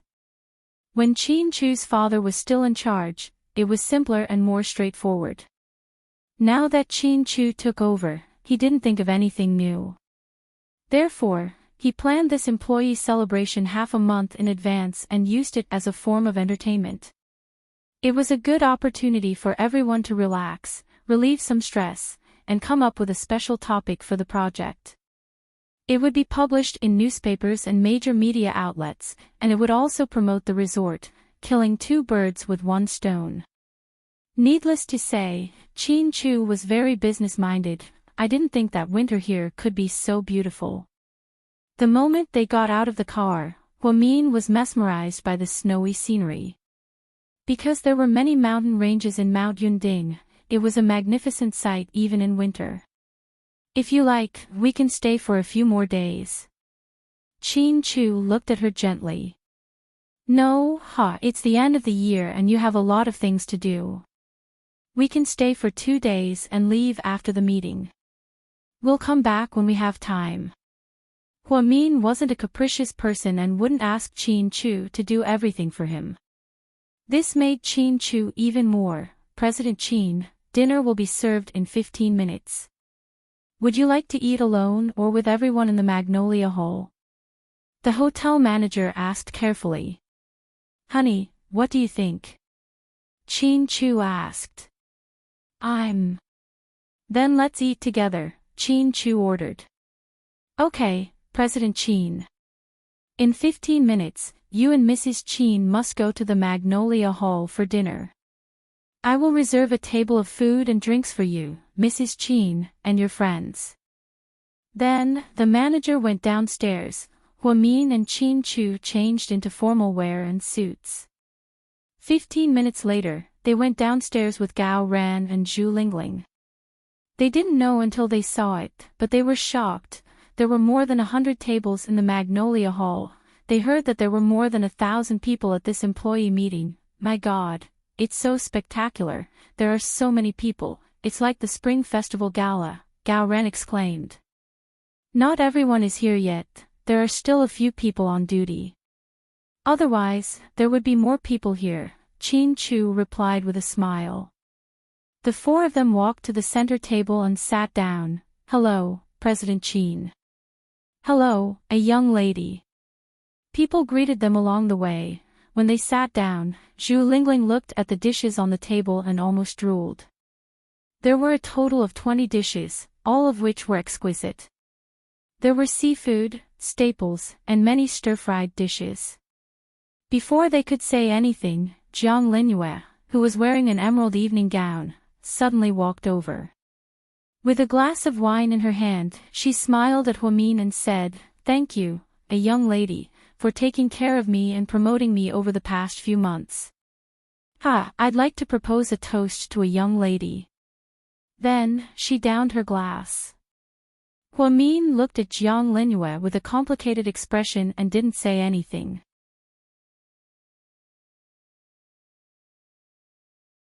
Chapter 1107.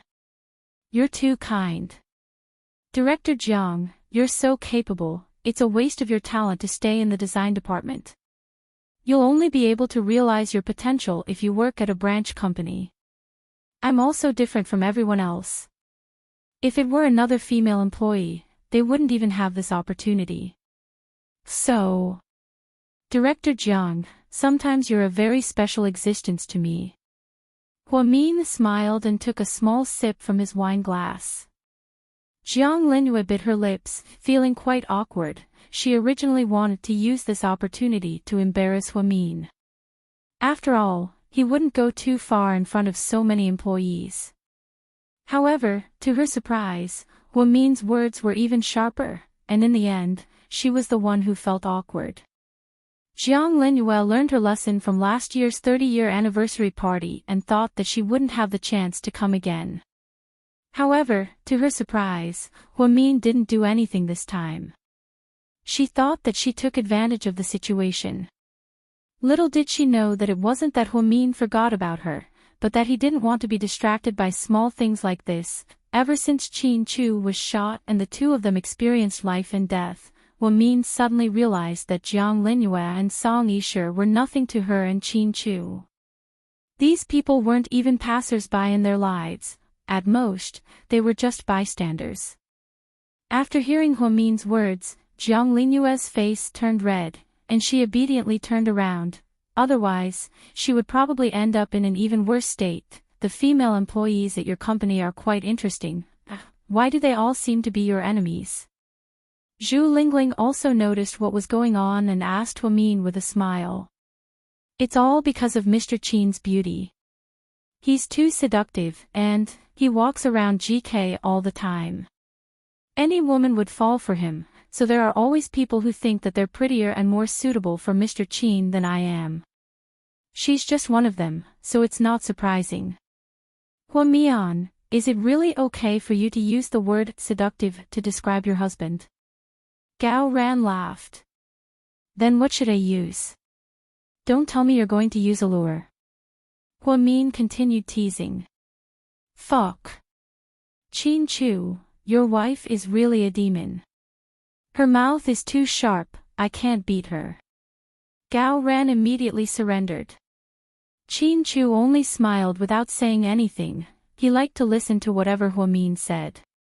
To put it bluntly, even when Min scolded someone, he felt that it was pleasant to hear.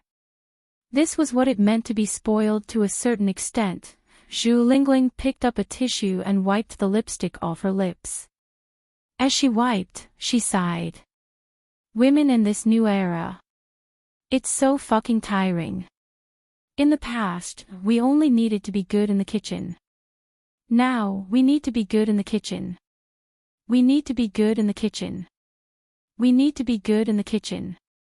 We need to be good in the kitchen. Ha ha ha. Lingling, you're so talented.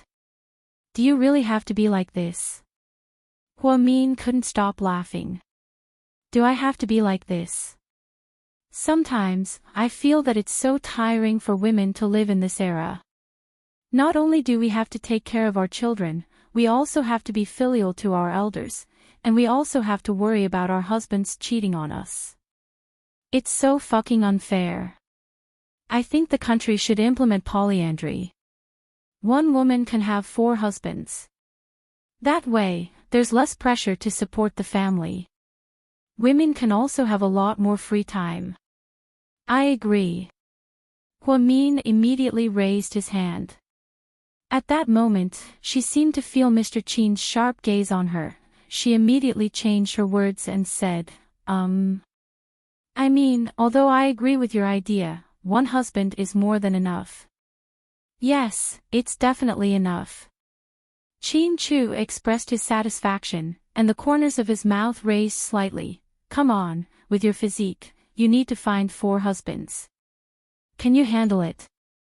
Don't pass out in bed. Also, you forgot to mention 2 of the new era women's skills that you mentioned just now. Let me fill you in, Gao Ran reminded her. What did you forget to mention? Zhu Lingling looked at Gao Ran in confusion. Good in the kitchen, good in the kitchen, good in the kitchen, good in the kitchen, good in the kitchen, good in the position, good in the bed, Qin Chu, Min, Zhu Lingling, fuck. Are you even a police officer? Why are you so dirty? Chapter 1108.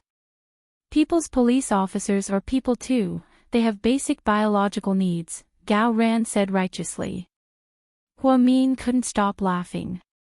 She leaned against Qin Chu's chest and laughed until she couldn't catch her breath. Qin Chu hugged Min with one arm. His eyes were filled with tenderness. The employees began to gossip about the president in private. Jiang Linyue's table was filled with employees from the branch company. Many of them were meeting President Qin and Lady Qin for the first time. Therefore, they enjoyed talking about them. President Qin is so handsome. He's as handsome as those movie stars. I didn't expect him to be so young and capable. Lady Qin isn't very pretty, but she looks like a nice person. She's always smiling and isn't pretentious.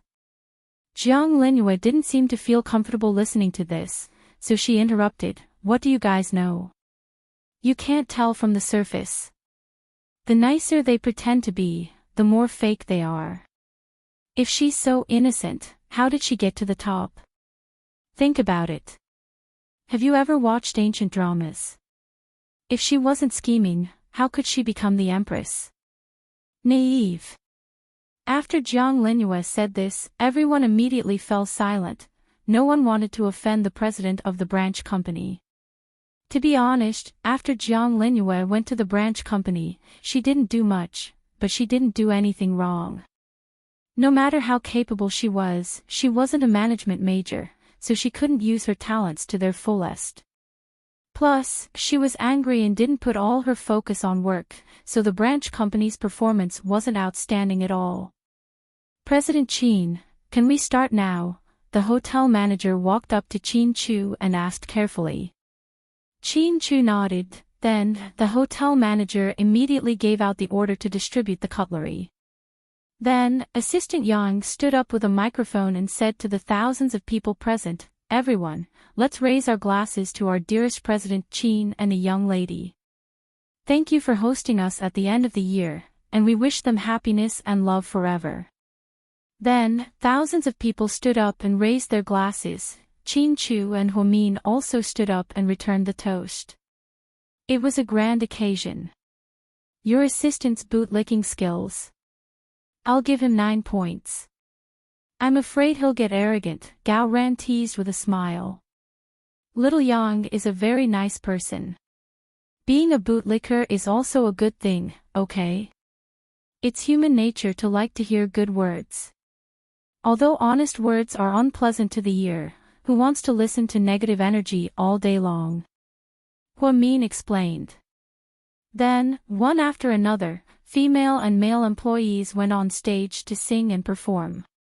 At first, everyone was a little embarrassed, but then Yang announced that Chairman Qin had said that everyone who performed on stage would get a red packet. As soon as he finished speaking, the performers immediately swarmed over. The dinner lasted for more than 3 hours, and the last segment was the distribution of red packets. The previous year-end red packets made everyone's hands go soft. There was also an exciting lucky draw. There were laptops, cameras, phones, watches, luxury bags, and everything else. Gao Ran and Zhu Lingling were so envious that they couldn't sit still anymore. "You guys are so extravagant. Even the lucky draw for the year-end bonus includes LV bags, Hermes, Prada, and Burberry. TSK. The super rich can really do whatever they want. Your company's benefits are so good. Damn it, I don't want to work at the airline anymore. I want to quit and join GK." Zhu Lingling looked at the mountain of luxury items with envy. "I don't want to work there either. Qin Chu, find me a position as well. I want to work at your company too." Gao Ran, a police officer, couldn't resist the temptation and immediately betrayed them. "Don't be jealous, I prepared gifts for you guys too." Huamin smiled. "We got gifts too. What are they? Give them to me, let me see." Zhu Lingling was pleasantly surprised.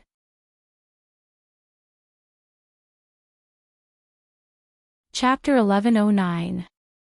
Then, Huamin waved his hand. There were 2 bags on the waitress tray. Huamin picked them up and handed one to Gao Ran and the other to Zhu Lingling. A limited edition LV belt and a limited edition LV bag. Huamin said. "Oh my, that's too extravagant. Remember to bring us to next year's employee meeting." Zhu Lingling happily took the gifts. "I'm happy to be friends with you too, you're so sensible." Gao Ran picked up the belts and looked at them. "This isn't from our company, we paid for it ourselves, it's a New Year's gift for you too." Huamin explained. "That's great, to show our gratitude, we'll definitely give you one in return." Then, Zhu Lingling took out something from her bag and slapped it on Huamin's hand. Take it. Huamin looked at the thing in his hand and didn't know whether to laugh or cry. It was an entire box of Durex. Are you sure you're not messing with me? We want a child now. What's the point of giving me this thing? Do you still want to be a godmother? Huamin asked through gritted teeth. You're thinking too much. I know you guys want a baby, so you don't usually bring one. But, what if Mr. Qin can't control himself and runs a red light when you're on your period? It's not good to get a bed full of them, right? This is very convenient, it's super thin and breathable. It's the same whether you bring it or not, it's absolutely comfortable. You're such a sharp-tongued Ling. I admire no one but you. Gao Ran gave her a thumbs up. He didn't know about this gift before, but when he saw Zhu Lingling take out the box of Durex, he was speechless. You two animals. Huamin scolded with a smile. He even thought of something like her period. He was truly a pervert among perverts. I'm doing this for your own good. When your period comes, it lasts for 7 or 8 days. Can Mr. Qin take it? Zhu Lingling said in all seriousness. Qin Chu, who had been silent all this time, suddenly interrupted. I will try my best to restrain myself. Huamin, ha ha ha ha. Look, Mr. Qin is having a hard time restraining himself. You don't have to anymore. With this, you can do whatever you want.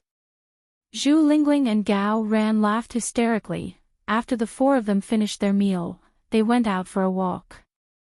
It was very cold in Mount Yunding in the middle of winter, and it often snowed in the middle of the night. The 4 of them wore thick clothes and walked in the snow on the path in front of the hotel. It was peaceful and quiet. Humans are really a mysterious species. They like to reminisce about the past and sigh. I remember the last time I was here. I thought it would be a long time before I could come again. I didn't expect it to be so soon, and it's the 4 of us. Huamin said slowly. Just then, a few snowflakes fell on Huamin's head. Qin Chu, who was wearing gloves, gently brushed them off for her. Zhu Lingling saw this and was extremely envious. She immediately turned around and said to Gao Ran, Stinky cop, I want one too. Okay. Gao Ran immediately walked up to Zhu Lingling, put his hands on her head, and shook it violently. She immediately felt dizzy. Fuck.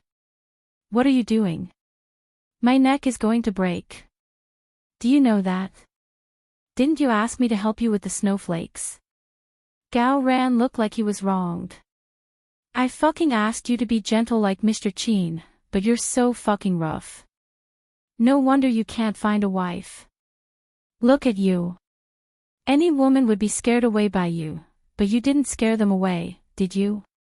I can't fucking get married, so I'm just trying to make do with you. Zhu Lingling argued. That's why, a broken pot has a broken lid, and a dumbass has a dumbass love. Gao Ran gave her a classic quote. Zhu Lingling kicked him in the butt. Fuck off, you're the dumbass. Dating you makes me fucking worried, Zhu Lingling yelled. Huamin and Qin Chu watched from the side, smiling without saying anything.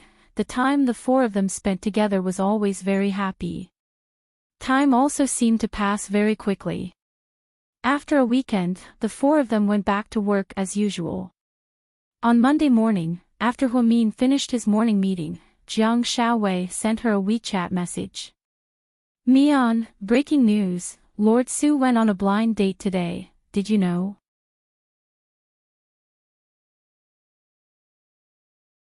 Chapter 11:10. Really? Huamin's reaction was normal. Maybe she didn't think that Su Yu's blind date was news. Plus, because Su Yu helped Qin Chu get a military doctor, he made a deal with his grandfather. This made Huamin quite sad. Aren't you curious to see it? Why would I be curious? Today's blind date is with a doctor from the first hospital. She's your colleague. Jiang Shaowei was quite gossipy. Huamin couldn't help but laugh. There are a lot of doctors in the first hospital. I don't even know most of them. Why would I be curious? You're right. Anyway, I think it's quite interesting. I wonder what Lord Su's blind date will be like. It must be hilarious, right? After chatting with Jiang Shaowei for a while, Huamin didn't take it seriously and continued working.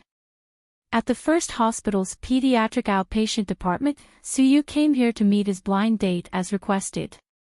God knew how much he didn't want to go on blind dates, but he had no choice. He had made a deal with his grandfather. A man had to keep his word. Otherwise, he wouldn't be able to keep his word in front of his grandfather. Suyu drove his black Lamborghini all the way to the first hospital. When he arrived, he was glad that he wasn't at South Side. Otherwise, if Huamin saw him, how awkward would that be? At the pediatric outpatient department, are you here to see a doctor? Go line up first. A young female doctor said impatiently. No, I'm here to see someone. Who are you looking for? The female doctor looked up. Suyu touched his nose awkwardly. What's her name? I think it's Sun something Ting. Sun Ting Ting. Suyu vaguely remembered that she was the niece of his mother's best friend. Apparently, she graduated from Jing City's medical school and was also a top student. Now, she was working at the first hospital as a pediatric doctor. Her family was in the lumber business and was rich.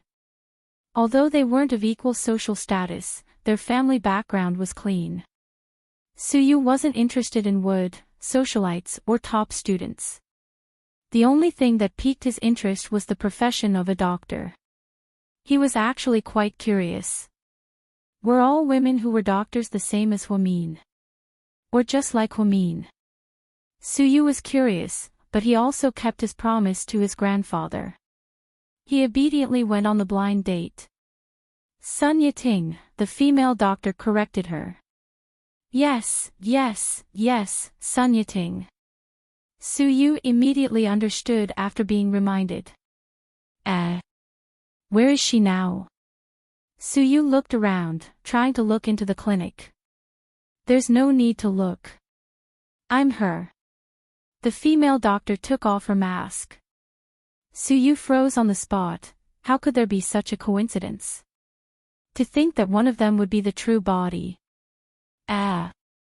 Suyu rubbed his forehead awkwardly. Are you Suyu? The female doctor raised her head and asked. Yes. Suyu nodded. After confirming that it was Suyu, the female doctor's attitude immediately became much better. She smiled and said, I'm sorry for what happened just now. We have too many patients here, so my tone wasn't too good. Oh right, let's go somewhere else to talk. It's not convenient here. The female doctor led Suyu all the way to the backyard of the first hospital. There were fewer people here, so it was a good place to talk. Suyu glanced at the female doctor. She was quite pretty.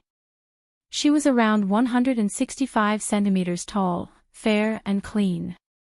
However, for some reason, Suyu just couldn't bring himself to like her. She couldn't even compare to Huamin. I heard that you have your own entertainment company. I don't pay much attention to the entertainment industry, so I don't know much about it. The female doctor took the initiative to speak. Yes. Suyu nodded. That's pretty impressive. You don't usually fool around with those female celebrities, right? I hate it when men cheat on women. Suyu was quite surprised by the female doctor's sudden words.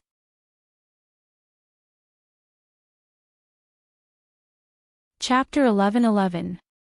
To be honest, I used to, but not anymore. Why? Were you upset? The female doctor asked. Suyu was speechless. He felt that this female doctor didn't know how to talk. Her tone was also very aggressive, making it hard for him to like her. No, it's because of someone. Who? Ex-girlfriend? The female doctor continued to ask. No. Then who is it? The female doctor didn't seem to give up. I'm sorry, we're not close enough to discuss private matters. Suyu froze for a moment after saying this. Ha! Wasn't that Huomin's catchphrase? Why did he use it so casually? What a magical feeling. After being choked by Suyu, Sun Yiting didn't continue to ask. Instead, she took the initiative to introduce herself. My aunt should have told you, right?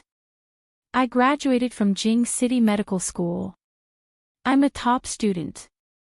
She did, but, in this day and age, there are a lot of top students. Out of 10 people, 5 are undergraduates and 2 are graduate students. Suyu didn't like the girl's tone. What was so great about being a top student? She didn't graduate from Harvard Medical School. Did she have to be so awesome? Sure enough, after hearing what Suyu said, the girl stopped talking about being a top student and continued, I'm an only child. Ha! I'm not a twin, Suyu retorted. My parents are in the lumber business. My family has 3 furniture factories, and they'll give them to me in the future. Suyu held his forehead and said in boredom, not counting my own Imperial Star Entertainment, my family has the largest private bank in the country. In the future, I can take over the family business. If you don't have enough money for your small toy factories, you can come to me.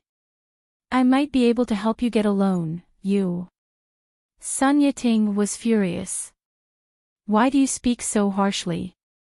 Sun Yiting had a sense of superiority.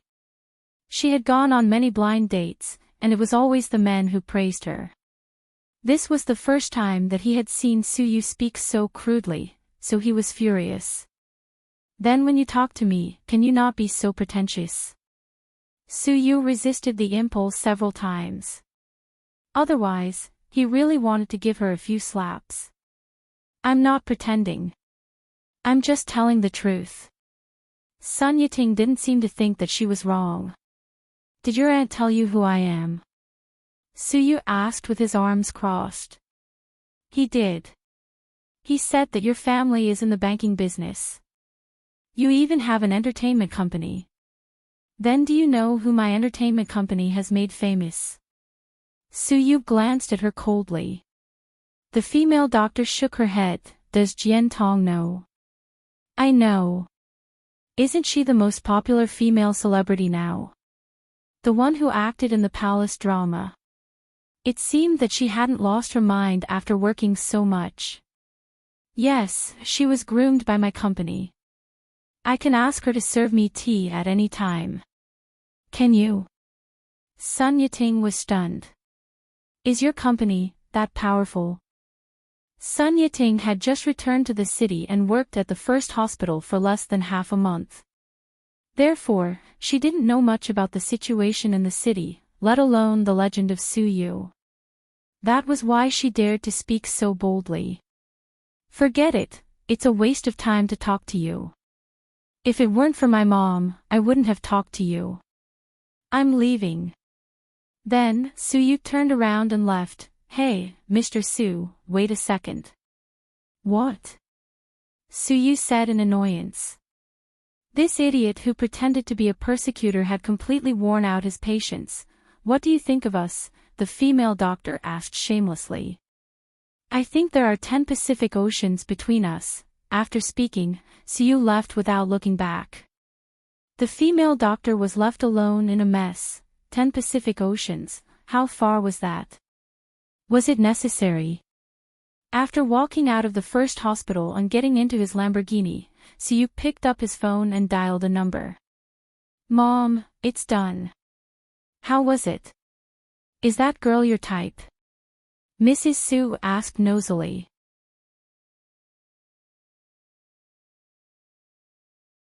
Chapter 11-12. Mom, tell me the truth, where did you find such an idiot? Suyu asked impatiently. Mother Su was speechless. What's going on? Is that girl stupid? Mother Sue didn't think it was possible. She was introduced by her friend, so she should be reliable. Not only is she stupid, but she's also a pretentious prick. How is that possible? Son, did you meet the wrong person? Mother Sue asked worriedly. No, there aren't that many young people in the pediatrics department. She's a top student, and her family sells toys. What toys? Her family is in the lumber business. Mother Sue corrected him. I don't care what she does, but, no, she's terrible. If I marry her, you and Dad will live at least 10 years less. Is it that serious? Mother Sue wondered if her son was making a mountain out of a molehill. Okay, I don't have time to argue with you. I just followed the rules. I don't like her, so you can't blame me. Okay, I'm going back to the company. After speaking, Suyu hung up the phone before Mother Sue could say anything.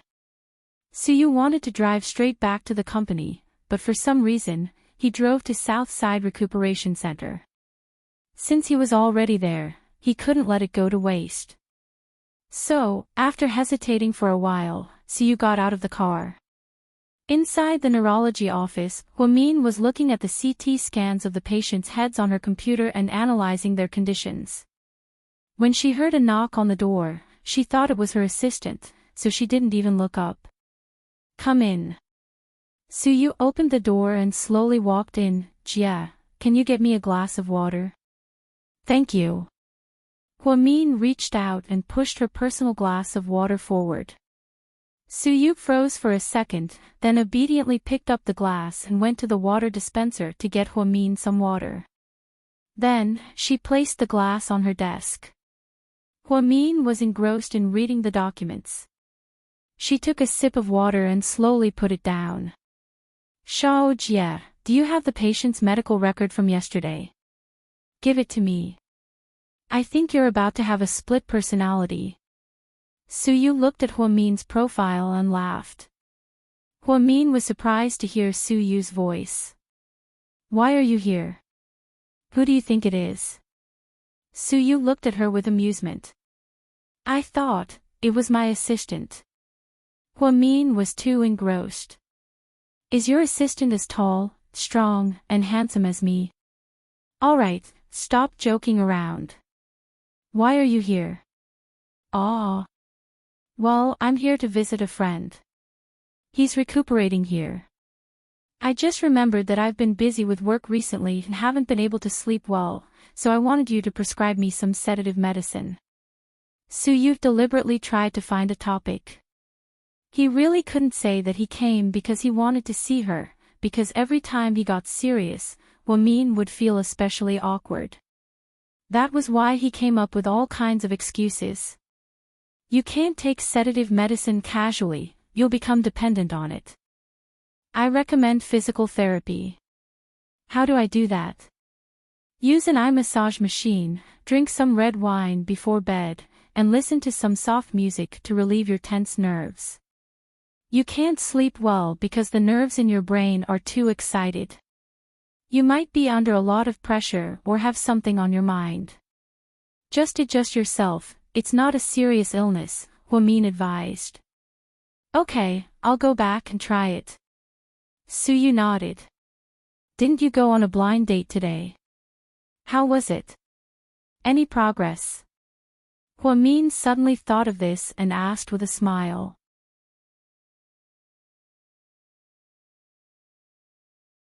Chapter 11-13.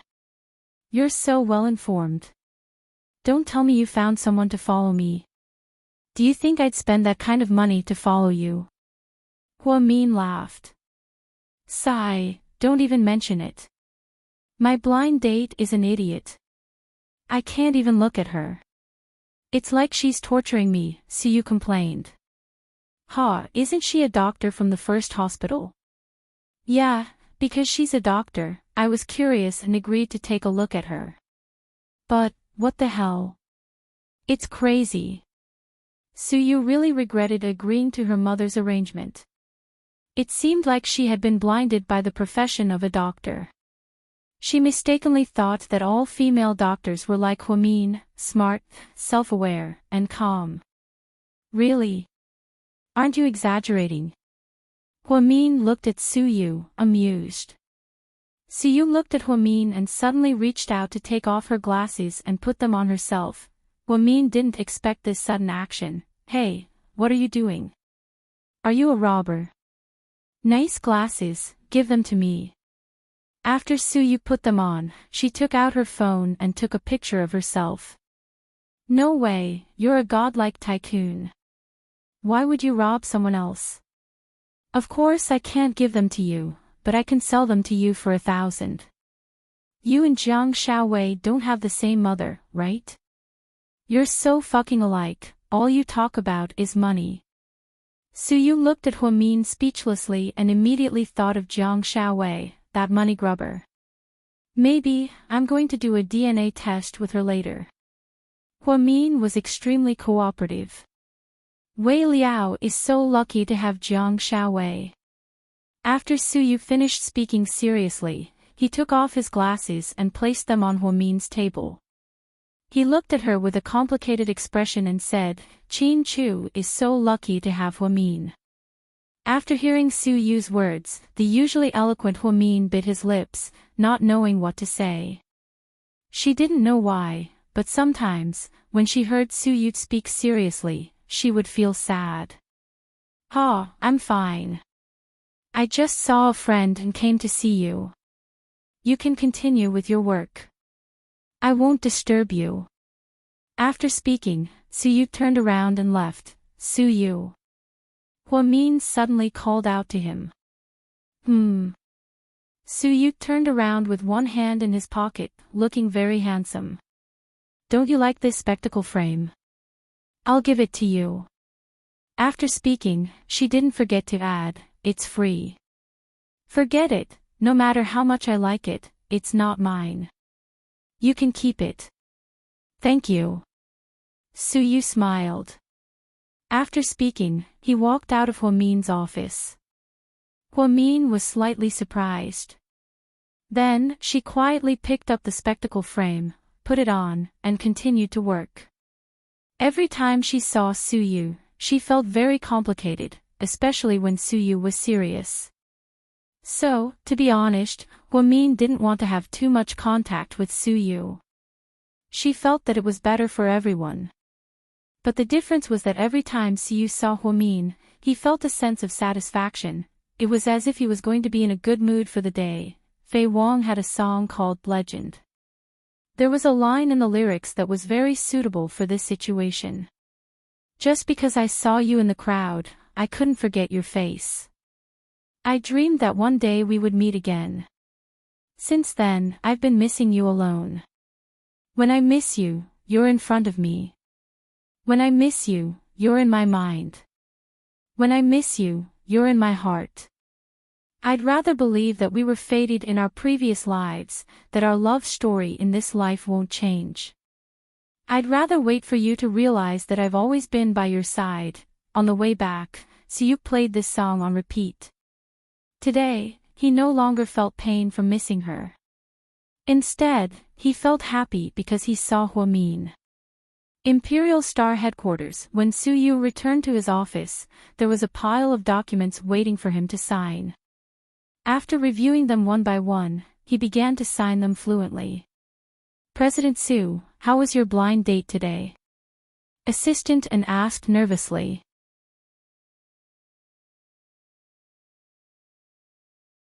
Chapter 11-14.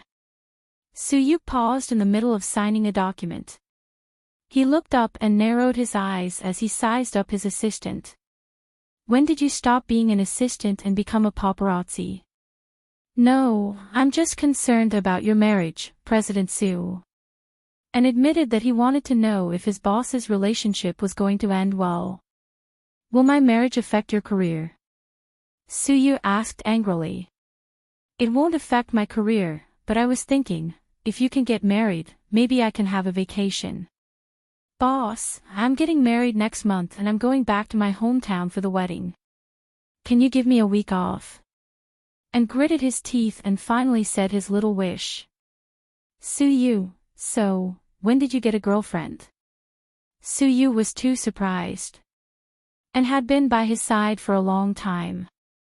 How could he not know that he had a girlfriend and was about to get married? Was this kid lying to him because he was on vacation? I just got it last month. Last month, you're getting married next month. Suyu was shocked. Yeah.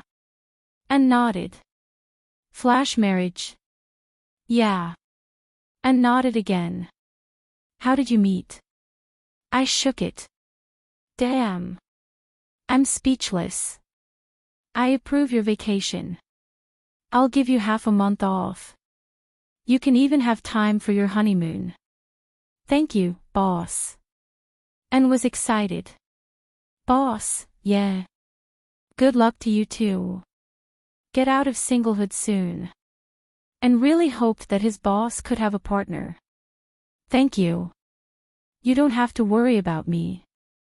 After and was given a vacation, the kid immediately ran away, afraid that he would go back on his word. But thinking about it, it was quite amazing. So there really were people who would get married in a flash. After work, Suyu walked out of the headquarters and saw Jian Tong on the first floor. She was wearing an ancient costume and hadn't had time to change. President Su. Jian Tong walked over with a smile. Yeah. Suyu nodded. There's an indoor scene today, so I went back to the company to shoot. Have you eaten? Let me treat you to a meal. Jian Tong was one of the few female celebrities that Suyu was not annoyed by, because she was very self-aware. I'm not going. I want to go back to the old house. Oh, okay, then you go ahead. I'll ask you out later. Jian Tong would not be like other women who would be unhappy just because Suyu rejected her. Suyu drove straight back to the Su family's old house.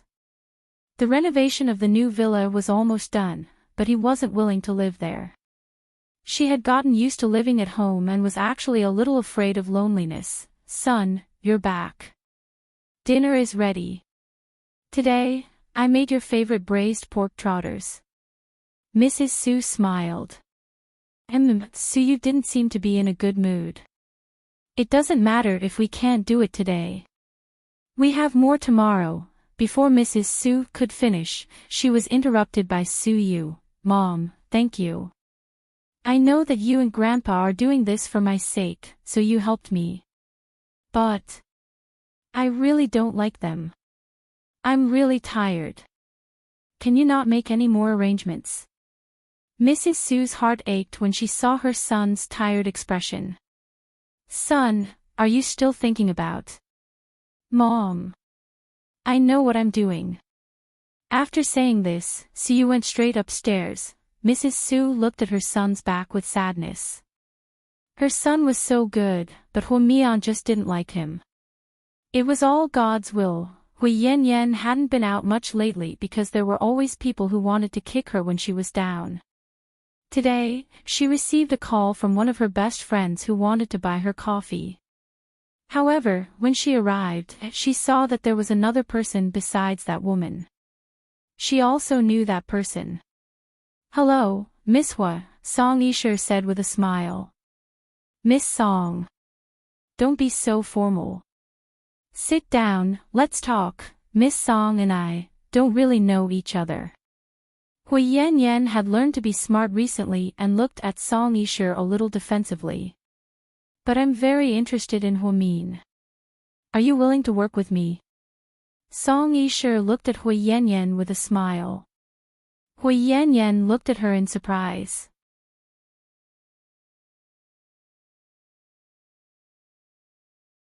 Chapter 11:15. How do we work together? Hui Yanyan slowly sat down across from Song Yisher. It's simple. You need to expose Huimin's childhood. You need to expose all the dirt you know about her, whether it's true or not. Yes, whether it's true or not. You want me to fabricate some dirt? Hui Yanyan asked as she looked at Song Yisher. You could say that. You Why are you doing this? Did she offend you in any way? You don't need to know that. All you need to know is that I want you to do this. What do I get in return? Hui Yanyan asked. 1 million. After speaking, Song Yishe took out a bank card. Here's 1 million. Although it's not a lot, I know that you've been in need of money lately. We all know about the changes in your family. You probably don't even have the money to buy clothes anymore. You're quite pitiful. You're the daughter of a rich family, but you have to live like a maid. Hui Yanyan didn't say anything.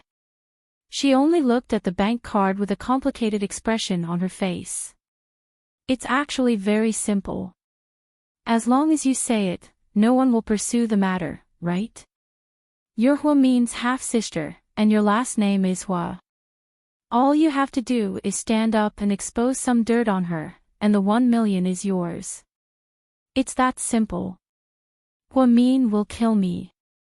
Hui Yanyan looked up and stared into Song Yishe's eyes. Ha ha ha. Kill you? What a joke. We live in a society governed by law. Who dares to kill people? Huamin is so smart that she won't. At most, she'll question you. Miss Hua, you don't seem like such a coward. What's wrong? Don't tell me you're scared out of your wits by that woman, Huamin. Song Yishe looked at Hui Yanyan with disdain. You don't seem to know how powerful Huamin is. I advise you not to make her your enemy. She's not as gentle as she looks. Hui Yanyan knew how powerful Huamin was, so she advised Song Yishe not to make an enemy out of Huamin. Yanyan, are you crazy? Do you think that just because you're afraid of Huamin, everyone else is afraid of her? Do you know what kind of person our Shusher is? She's Mayor Song's daughter, God's favored daughter. There's no one else here who's more honorable than her. How dare you advise her not to make an enemy out of Huamin? Are you kidding me? Hui Yanyan's best friend sneered. No. This has nothing to do with status. Huamin is very powerful. It's not wise for you to offend her. Enough with the nonsense. Just tell me if you want to work with me or not. Song Yishe waved the bank card in her hand. Hui Yanyan really needed the money right now, but she made the right choice. She stood up and said, I'm sorry, Miss Song. I can't work with you. You're afraid of Huamin. Song Yishe raised her eyebrows and asked rudely. You can think of it that way. Anyways, if you don't listen to me today, you'll probably regret it in the future. You're on your own. After speaking, Hui Yanyan turned around and left.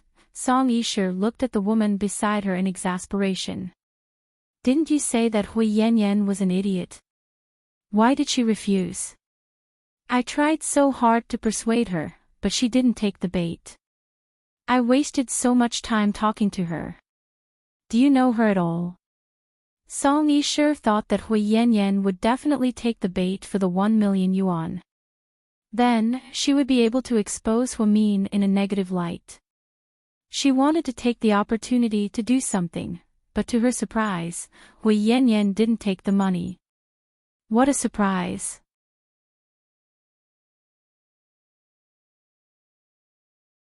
Chapter 11:16. Yeah, she used to be so gullible. She believed everything I said. Why is she so smart now? The woman lowered her head, not daring to look into Song Yishe's eyes. What a waste of my time. After speaking, Song Yishe stood up coldly and walked out of the cafe. Hui Yanyan wandered around outside for a while, and it was already late at night by the time she returned to the Hua mansion. Her mother and brother were under house arrest by her father, but she couldn't even call the police. What a pathetic life. She could only drink to drown her sorrows. Hui Yanyan drunkenly opened the door and walked into the living room. The living room was pitch black. Just as she was about to turn on the lights, she felt a pair of hands tightly gripping her neck. Then, he suddenly forced her into a corner. Under the moonlight, she clearly saw the man's face. Who else but Hua Xiqian would dare to treat her so arrogantly in the Hua mansion? What do you want? Hui Yanyan asked with great difficulty. She was almost out of breath from being choked. What did Song Yishe say to you? Hua Xiqian's voice was unbelievably cold. Hui Yanyan trembled in fear upon hearing this. The aura he exuded was completely different from usual. It was as if he was a completely different person from the smiling man he used to be. How did you know that she was looking for me? Hui Yanyan asked in confusion. Idiot, hurry up and answer me. I don't have the patience to talk nonsense with you. Hua Xiqian tightened his grip. Hui Yanyan felt like she was going to die at any moment. He really didn't hold back at all when it came to her. He didn't treat her like a sister at all. Song Yishe, she came to ask me for a collaboration. Hui Yanyan was extremely afraid of Hua Xiqian. Since they lived under the same roof, she knew that this demon would really kill her. She knew that no one would find out even if he threw away her corpse. Collaboration. What kind of collaboration? Seeing that Hui Yanyan had relented, Hua Xiqian suddenly let go of her. Cough, cough, cough, cough. Hui Yanyan began coughing violently. Collaboration, she gave me 1,000,000 yuan to defame Huamin. Defame Huamin. Hua Xiqian looked up, his eyes darkening. Yes. She told me to make up whatever I wanted and that no one would look into the authenticity of the story, as long as I didn't ruin Hua Mian's image. But I didn't agree. I really didn't take her money. Hui Yanyan timidly looked into Hua Xiqian's eyes, afraid that he would strangle her again. This woman is really... She doesn't want to live a good life, but she wants to court death. Hua Xiqian said in a low voice as he took out a wet towel and wiped the hand that was strangling Hui Yanyan's neck. I really didn't agree. I won't hurt Huamin.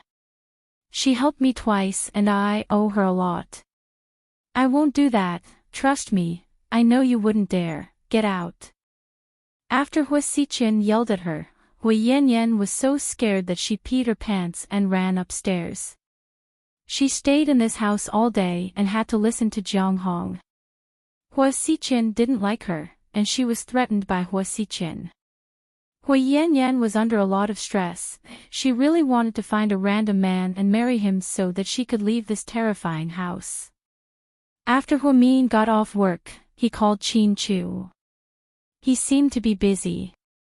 Therefore, he drove to Oaxian's Ramen across from Second High and ordered 2 bowls of noodles. Then, he drove to GK headquarters. A young lady. Yang nodded politely. Is he inside? Yeah, the president is in a video conference. Oh. Then I'll go in later. It's okay, the president said you can go in as soon as you arrive. Huamin carefully carried the 2 bowls of noodles, opened the door, and walked in. Qin Chu was scolding his subordinates.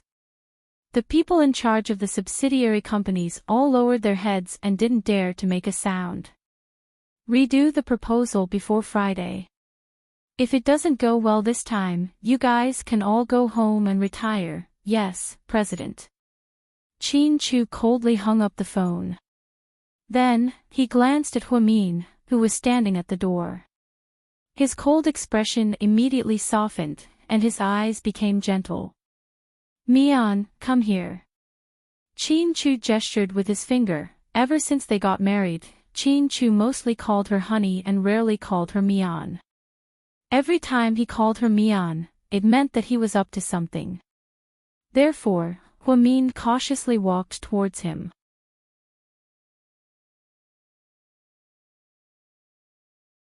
Chapter 11-17. Mr. Qin, are you plotting something? Huamin pursed her lips and smiled at Qin Chu. Is that how you think of your husband? Qin Chu raised his eyebrows and asked. It's not that I think of you that way, but you do have a criminal record, okay? Every time you call me that, I know it's not something good. Huamin learned to be smart and didn't jump into her husband's trap so easily. Let me show you something, Qin Chu said as he took out a document from his drawer and placed it on the table. Huamin picked it up and flipped through it, and immediately smiled. Do you want to go? Qin Chu asked. Yeah. Huamin nodded shyly. It turned out that this was an invitation from their alma mater, Second High School. They were invited to return to their alma mater on Saturday to experience life. Recently, the school was holding a Back to 17 event. Many successful people from their alma mater had returned to school to experience life. As a young entrepreneur, Qin Chu was ranked at the top of the list. He had always been a popular figure in Second High, and many of the juniors in the school were talking about their school stories. Therefore, Huamin was very happy to have this opportunity. Out of all of her studies, high school was the most important to her. It was where she and Qin Chu first started. I didn't think that our alma mater would have such a humane event. Huamin said intimately as she wrapped her arms around Qin Chu's neck. I knew you'd like it.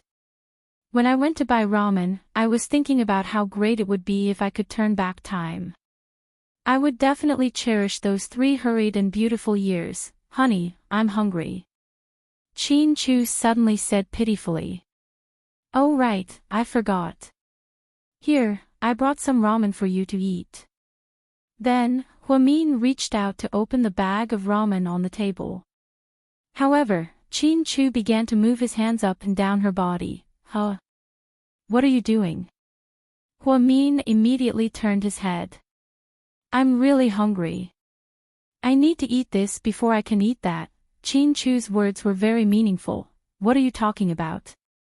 Let me tell you, eat your food properly and don't think about anything else. This is the president's office. Huamin reminded her with a smile. What are you afraid of? I'm the president, and this is my office. After speaking, Qin Chu pressed Huamin down and kissed her passionately. Indeed, he had eaten her food before he ate. Of course, he didn't really eat it. He just wanted to let Qin Chu have a little fun. As for the rest, he had to go home and deal with it. The two of them sat face to face as they ate Oxan's ramen. In the middle was a small plate of pickled vegetables given by the boss. The food looked ordinary, but the two of them ate with relish. Honey, when we get married, can we open a noodle restaurant too? Just like the boss and his wife of Oxan's ramen, we can open a noodle restaurant near a school and watch the kids go to and from school every day. It'll be a happy experience, right? Huamin fantasized as he ate. Wouldn't that be a waste? Qin Chu smiled. Waste what? Huamin didn't understand what he meant. A waste of resources. We're both doctors. Qin Chu reminded him. Only then did Huamin realize, haha, a doctor who doesn't want to face the boss of a noodle restaurant isn't a good doctor. Huamin smiled brightly. Qin Chu picked up a tissue and gently wiped the oil off the corner of her mouth. His movements were very gentle. Perhaps. Qin Chu was only so patient with Huamin. No matter how busy he was, how tired he was, or how frustrated he was, he never took it out on her. After eating, Qin Chu continued to work overtime while Huamin quietly sat on the sofa with a book in his hand.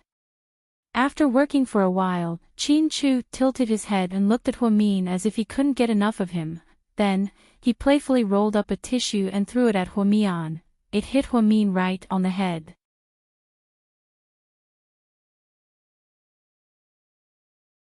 Chapter 11:18. Hey, Mr. Qin, don't be like this. Are you trying to flirt with me? Huamin complained with a smile. You're so engrossed in the book that you're ignoring me. Qin Chu was implying that if Huamin didn't look at him, he would be unhappy. Ha, I've been quietly accompanying you. You're too bossy. How about I switch to another book? I'll put down this collection of essays and read President Qin's biography instead. What do you think? Huamin asked with a smile. That's a good idea. Qin Chu nodded proudly. You think too highly of yourself. Time passed quickly as the two chatted and laughed. In the blink of an eye, it was almost 8 o'clock. After Qin Chu finished his last document, he turned off his computer and stood up. Then, he walked over. He directly pressed down on Huamin with his entire body weight. Immediately, Huamin fell onto the sofa. Do you want to crush me? Huamin struggled to ask. Mr. Qin didn't look fat, but why did it feel so heavy when he was on top of her? It was like the weight of a mountain. How about, you press on top of me? After speaking, Qin Chu flipped over and hugged Huamin. Then, he laid down on top of her. Their eyes met, and their gazes were filled with love. Just then, the office door suddenly opened. President Qin, can we get off work now? Assistant Yang didn't even finish her sentence before she immediately closed the door and left. She didn't want her bonus to be deducted for interrupting the president's business, right? Ha! But, so the president likes a woman on top and a man on the bottom. Ha! Who knew that the usually gentle young lady would be so tough? It's all your fault. Assistant Yang saw it, right? So embarrassing.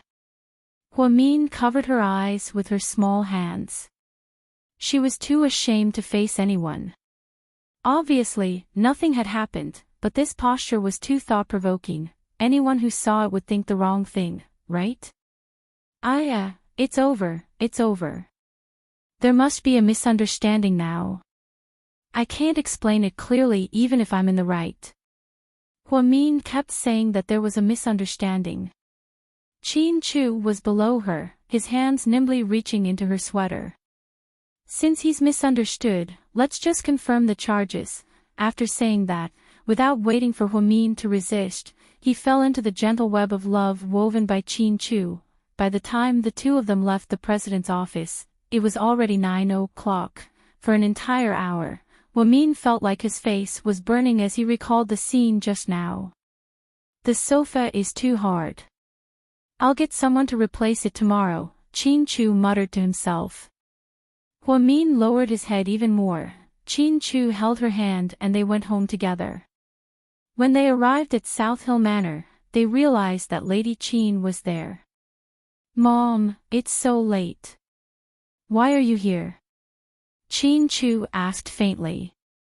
Huamin nodded. She didn't know what to say. After all, her relationship with Lady Qin was a bit awkward. She couldn't be like Song Yisher, calling her sweetly to make people like her. That wasn't Huamin's style of doing things either. Lady Qin scanned their faces and slowly said, Today, your dad and I went to Prajna Temple. Everyone says that the bodhisattva there is very effective, so I invited a child-giving guanyin for you guys. Huamin and Qin Chu turned their heads and saw that there was indeed a Buddhist shrine in the corner of the living room. Inside was a 70-80 centimeter tall white jade guanyin holding a cute baby. It seemed like this was the most famous child-giving guanyin. Mom, what are you doing? You should know that we don't believe in these things. Also, it's not up to the bodhisattva to decide whether or not we have children. It's up to us. Genes and chromosomes, do you understand? Qin Chu seemed a bit unhappy.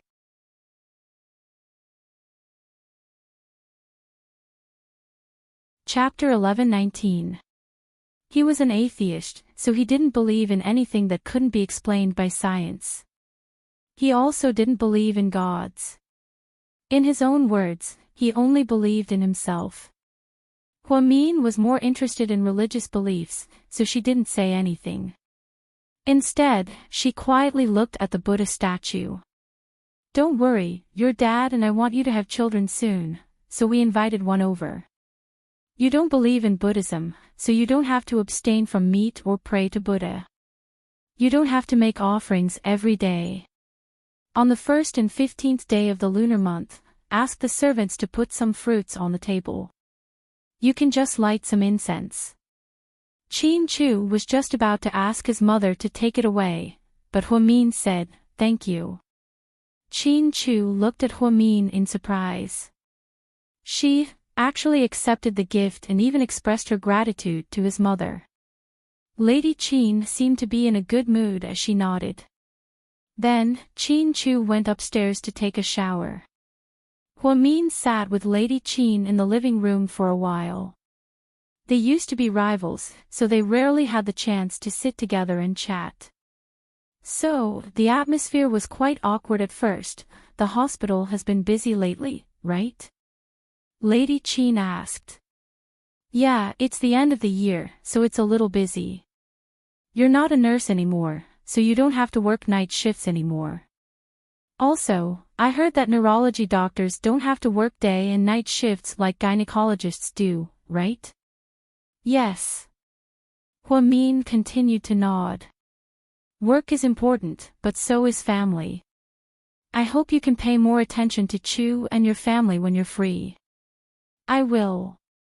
Since you two are fated to be together, I naturally want you to be happy. Although I wasn't happy with you in the past, so many things have happened, and I've seen through a lot. I hope you won't hold a grudge against me because of the past." Lady Qin spoke very calmly. Huamian listened quietly.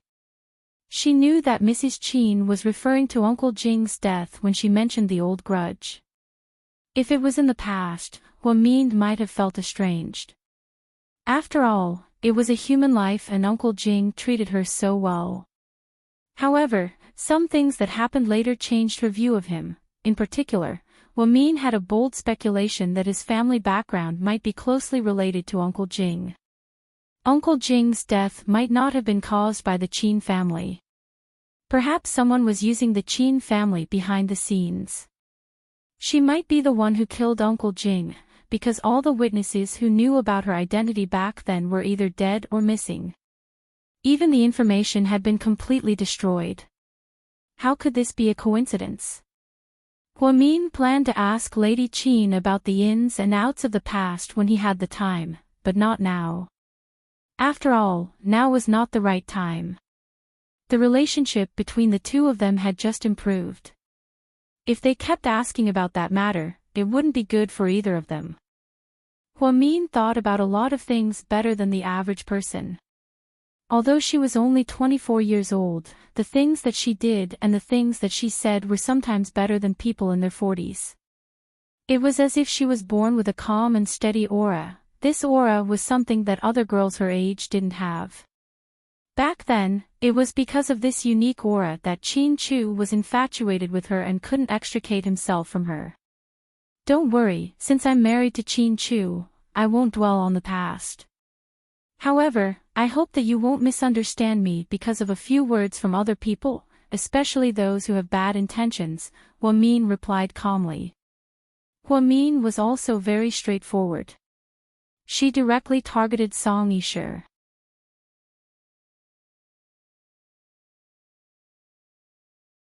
Chapter 11:20. Emichim, from now on. I'll investigate everything carefully. I won't be used like before.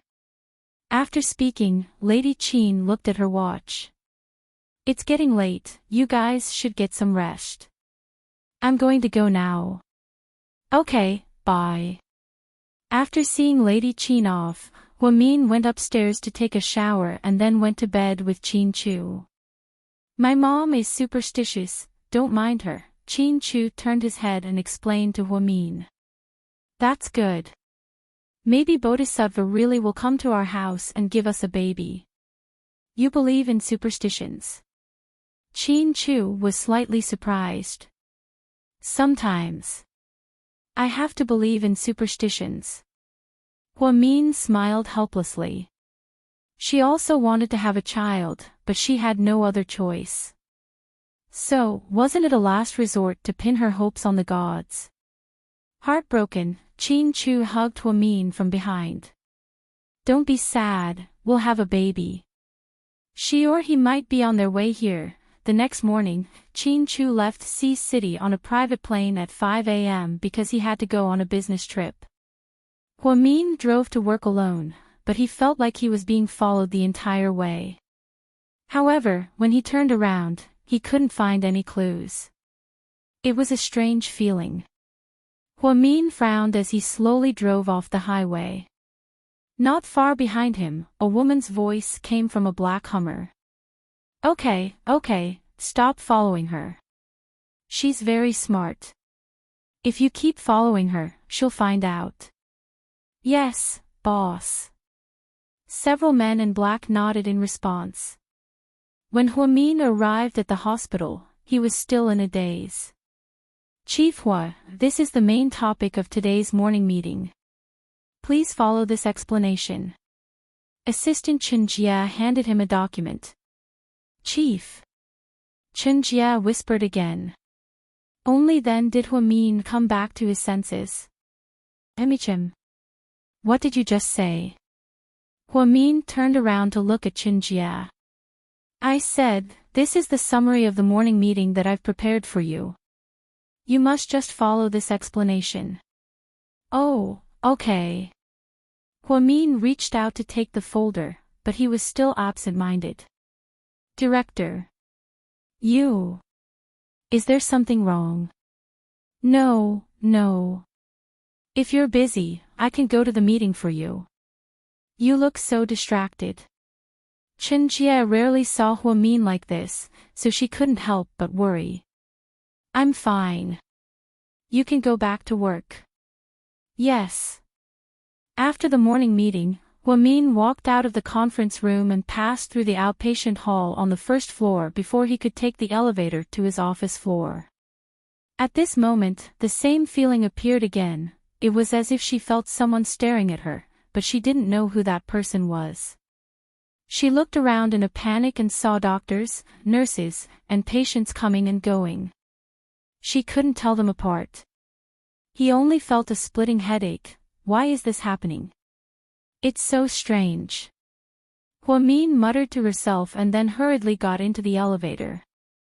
The moment she turned around and entered the elevator, a female doctor in the corridor on the second floor took off her mask and smiled at her back. After finishing his morning work, Huamin looked at his watch and saw that it was almost lunchtime. He took out his phone and sent Jiang Xiaowei a WeChat message. Slightly, what are you doing? Sunbathing and eating fruit. You didn't go to work today? No, there's nothing going on at the station. Wei Liao didn't let me go, so I'm on half vacation. If there's nothing special, I don't have to go. What's wrong? Do you need something from me? Jiang Xiaowei immediately asked when she heard Huamin's strange tone. Wei. I think I'm being followed. Followed? Jiang Xiaowei was also surprised.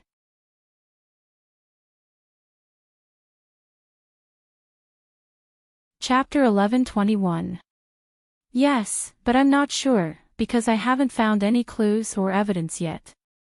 Then how did you know you were being followed? Jiang Xiaowei asked again. I had a feeling, a very strong feeling. Ever since I drove out this morning, on the way to the hospital after the meeting, I felt a pair of eyes watching me, but I didn't know where she was. It was a very scary feeling. I panicked. Huamin said anxiously. Jiang Xiaowei was a psychologist, so she hoped that she could help her analyze the situation and find out what was going on. After the kidnapping incident last time, Huamin had always been on high alert, constantly observing his surroundings and people. If you have this feeling, then it's probably not an illusion. You didn't look around for suspicious people or vehicles and record them. Jiang Xiaowei reminded him. No, it's just that it's very scary. I can't find anyone suspicious at all, as if everything was just an illusion. Ha! Could it really be an illusion? You've been under a lot of pressure recently. In fact, if you're too busy and tired, you'll have different types of hallucinations, such as auditory and visual hallucinations. No, I've been under more pressure than this before, but I didn't have this feeling. Do you know? This is a strong new feeling. It seems to be very close to me, but I can't see or touch it. It's an indescribable feeling. Huamin didn't seem to be able to describe that subtle feeling. That's strange. But since you have this feeling, I suggest you be careful and don't let anything happen to you. You're the director of Southside and a young lady of the Qin family, so it's inevitable that people will have other thoughts about you. Emichim, I'll be careful. Huamin nodded. After chatting with Jiang Xiaowei for a while, Huamin felt much better. Then, he called Jixin on an international long-distance call, and Huamin went back to work. In the afternoon, after visiting a patient, he went downstairs for a walk. It was said that a pregnant woman in the obstetrics and gynecology department on the second floor had given birth to triplets. They were all girls, so everyone in the hospital went over to join in the fun. Huamin wasn't a person who liked to join in the fun, but he liked the babies so much that he couldn't help going down. Obstetrics and Gynecology Entrance, Department Director Huamin. A few obstetricians and gynecologists nodded and greeted him when they saw him. They all respected Huamin very much. Perhaps it could be said that if it weren't for Huamin's bold suggestions of reorganization, they wouldn't have been able to survive. The South Side shouldn't be this strong. It might even surpass the first hospital. If it weren't for Huamin, Southside would still be a medical center known for its obscenity. It wouldn't be a hospital at all. The pregnant woman had a C-section, right? Is she full term? Huamin leaned against the glass of the ICU and looked at the 3 cute babies in the incubators with a gentle gaze. No, there are so many babies. How can she last until full term? She's only 35 weeks old. The pregnant woman also has high blood pressure during pregnancy. She won't make it, one of the doctors replied. The babies are healthy, right? Emichim, they're just a bit small. One of them only weighs about 2 pounds, but they're very healthy. They're very strong. The obstetrician and gynecologist smiled. We're so lucky, 3 little princesses. Huamin couldn't be more envious. He leaned against the glass and looked at the 3 babies. His eyes were filled with the radiance of motherly love. Department Director Hua, you're lucky. Maybe you'll have multiple births in the future. One of the doctors smiled and gave him her blessing.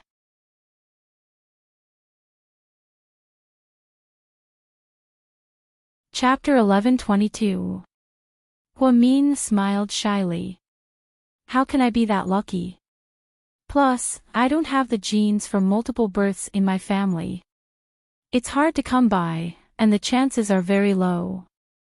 Huamin used to work in the OB/GYN department, so she knew the principles of medicine. Huamin was very rational and wouldn't have unrealistic dreams. After looking at the babies for a while, she reluctantly left. There were a lot of people in front of the elevator, so she chose to take the stairs. The stairs leading to the second floor were very spacious, and many medical staff members left because it was too troublesome to take the elevator. Therefore, she didn't notice the people coming and going in a hurry. A woman in a white coat walked past her with her head lowered. Chief Hua. Emichim, Huamin nodded. She was used to greeting people like this. There were many doctors in the hospital, but she didn't know many of them. However, most of them knew her because she was too famous. Therefore, she didn't care when the female doctor greeted her. However, when she returned to her office, she realized that her work ID was gone. It was hanging in front of her chest. She had it just now. The work ID wasn't anything special, and there was no important personal information on it. However, there was a 1-inch photo of Huamin with a blue background. She was barefaced and beautiful. Qin Chu once joked that only people who looked so beautiful in their work ID photos were truly beautiful. Huamin immediately became frustrated. She searched everywhere in the office but couldn't find it. Jia, come in for a second. She called her assistant on the intercom. A minute later, Chen Jia ran in. "Chief, what's wrong? My work ID is gone, did you see it? I saw you wearing it around your neck this morning." Chen Jia was a little surprised. "Yeah, it was still there when I went to the OB/GYN department, but it was gone when I came back." "Did you lose it on the way back?" "I'll go look for it." Chen Jia was about to leave. "Wait. Jia. What else do you want me to do, Chief?" Chen Jia turned around. "If you didn't find it on the way back, ask the PA system to look for it and see if anyone found it. Bring it to me." Huamin felt that the work permit was not worth much. If he lost it, he would have to get a new one. It would be very troublesome. Therefore, he wanted to ask the broadcaster to look for it. Chen Jia nodded and closed the door to help Huamin. But after searching for a long time, he still found nothing. "Someone has found Director Huamin's work pass. Please send it to the radio station on the first floor." On the rooftop of a building opposite the Southern District, there was a young girl in a black leather jacket with waist-length hair. She did not seem to be afraid of the cold. She sat on the windy rooftop with a brand new work permit in her hand. Then, he read it word by word. Huamin, Chief Physician of the Department of Neurology. 10 minutes ago, she had pretended to be a doctor and brushed past Huamin. Then, he quickly stole her work permit, but she didn't realize it at all. She even deliberately spoke to her, but she only treated her as a colleague that she didn't know. The girl held the work pass with a warm look in her eyes. She never knew that she could be so close to her, so close. "Boss, the helicopter will pick us up in 15 minutes. We should go," the man in a black cashmere coat behind her reminded her with a serious face. "Okay." The girl looked at the work pass and carefully put it in her coat pocket. Perhaps he saw through her thoughts. The man behind her said, "Our mission is urgent, so we can't stay for long. Boss, if you want to see her, there will be many opportunities in the future." "I know." The girl slowly stood up and looked at the Southern District office building across the street.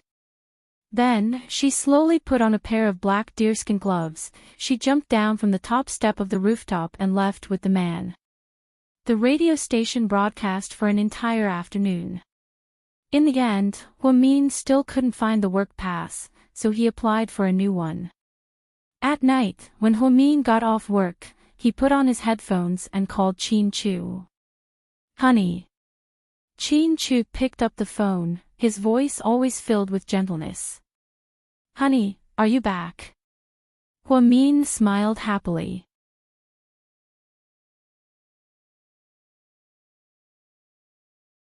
Chapter 11:23. "Not yet, honey. I'm still out of town, I didn't get on the plane," Qin Chu replied softly. "Oh, are you coming back tonight?" Huamin was slightly disappointed. Huamin had become super clingy. She didn't want Qin Chu to go on a business trip, especially if he had to spend the night in another city. She would feel lonely if she was the only one left in her bedroom at South Hill Manor. Even if she knew that there were many maids in the house, she would still feel empty. "I'll probably be back around 8 p.m. Don't wait for me for dinner, it's too late." "Okay, I'll go to my mom's for dinner." "Oh right, there's a good movie on, do you want to go with me?" "I don't know when I'll be there, we'll decide after dinner." "Okay." Huamin nodded and hung up. After Qin Chu hung up on Huamin, Rick called. Although he was Qin Chu's good friend, he rarely called Qin Chu. Every time he called, he had something important to say.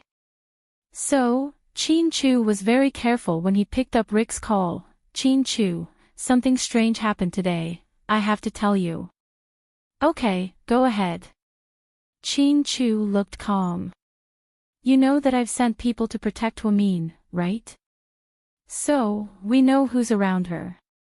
Ever since she was kidnapped, our people snuck into the hospital and followed Huamin closely to protect her. But today, at this point, Rick paused. Chin Chu was also shocked by what he heard.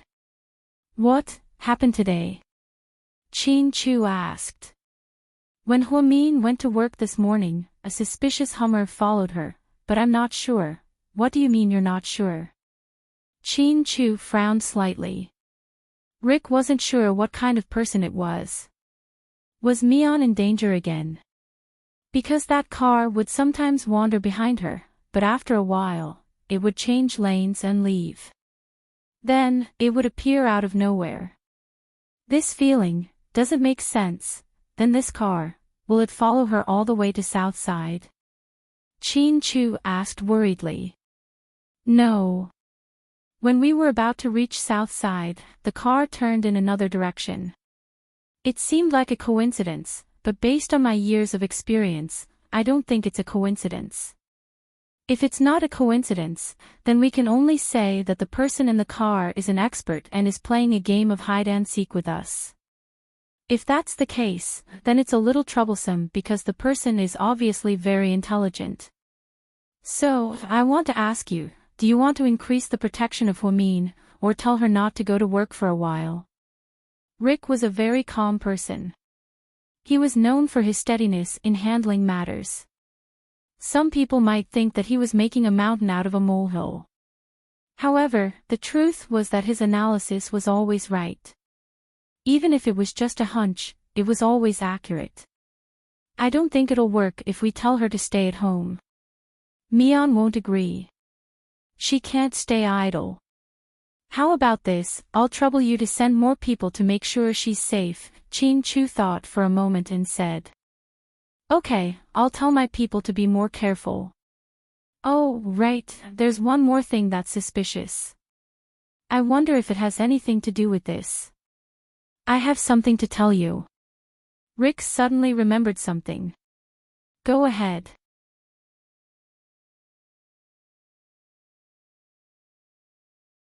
Chapter 11:24. You've heard of the Green Tiger Hall, a gang in our city, right? I've heard of them. They're involved in underground casinos and loan sharks, right? Chin Chu knew a little about the gangs in the city. Yeah, they don't have a good reputation, and not many people want to talk to them. I heard that their boss is a Russian who has been giving them money and keeping a bunch of puppets.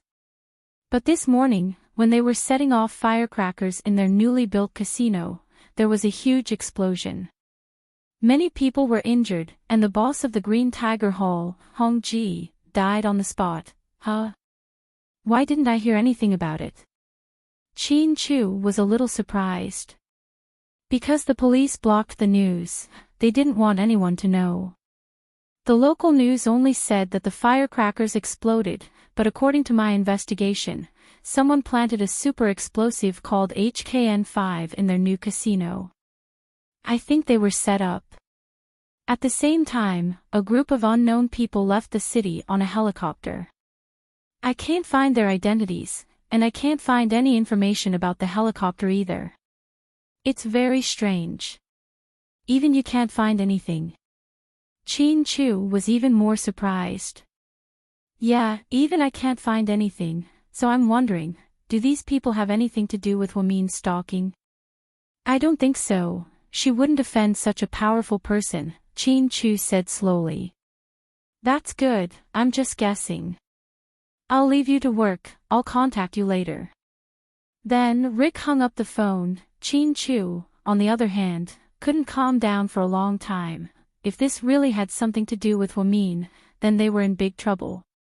A group of people who could blow up a huge underground casino without anyone knowing, and a group of people who could fly in and out of a helicopter without anyone knowing their identities. Even stalking someone could make you feel so unreal. What kind of terrifying existence was this?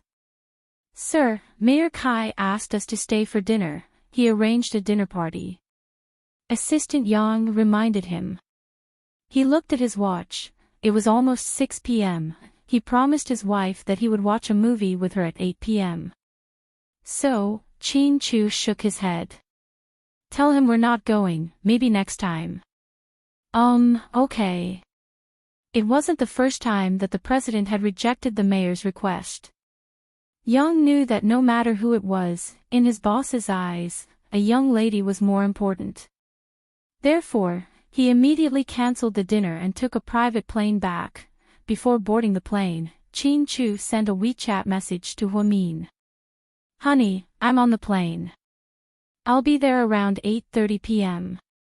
You can book the movie tickets now." When Huamin saw the WeChat message, the corners of his mouth curled up slightly. "Mian, what are you laughing at?" Young Meirong looked at her daughter curiously. "Ah, nothing." Huamin put down his phone and continued eating. "Cousin Huamin," Young Xiuping said weakly. Is the food to your liking?" "Oh, it's good. These dishes were all made by little Ping. Don't be fooled by her young age, she's very capable. When she's at home, she'll help your uncle with everything. Harvesting the crops, harvesting the corn, and even the chickens, ducks, geese, and dogs at home are all taken care of by her. She's also very good at cooking. This child is very virtuous." Clearly, the mother liked this niece very much. To be honest, Huamin had no feelings towards this girl. He didn't like her, nor did he hate her. "Yeah, she's very virtuous." Upon hearing his mother's words, Huamin smiled and agreed. He didn't want to spoil his mother's mood. "Cousin, do you need a nanny?" "I don't have a job right now. Auntie said that your house is big and beautiful, so you probably need a lot of help." "Can I help you?" "I can do anything," Yang Xiuping suddenly asked. Huamin froze.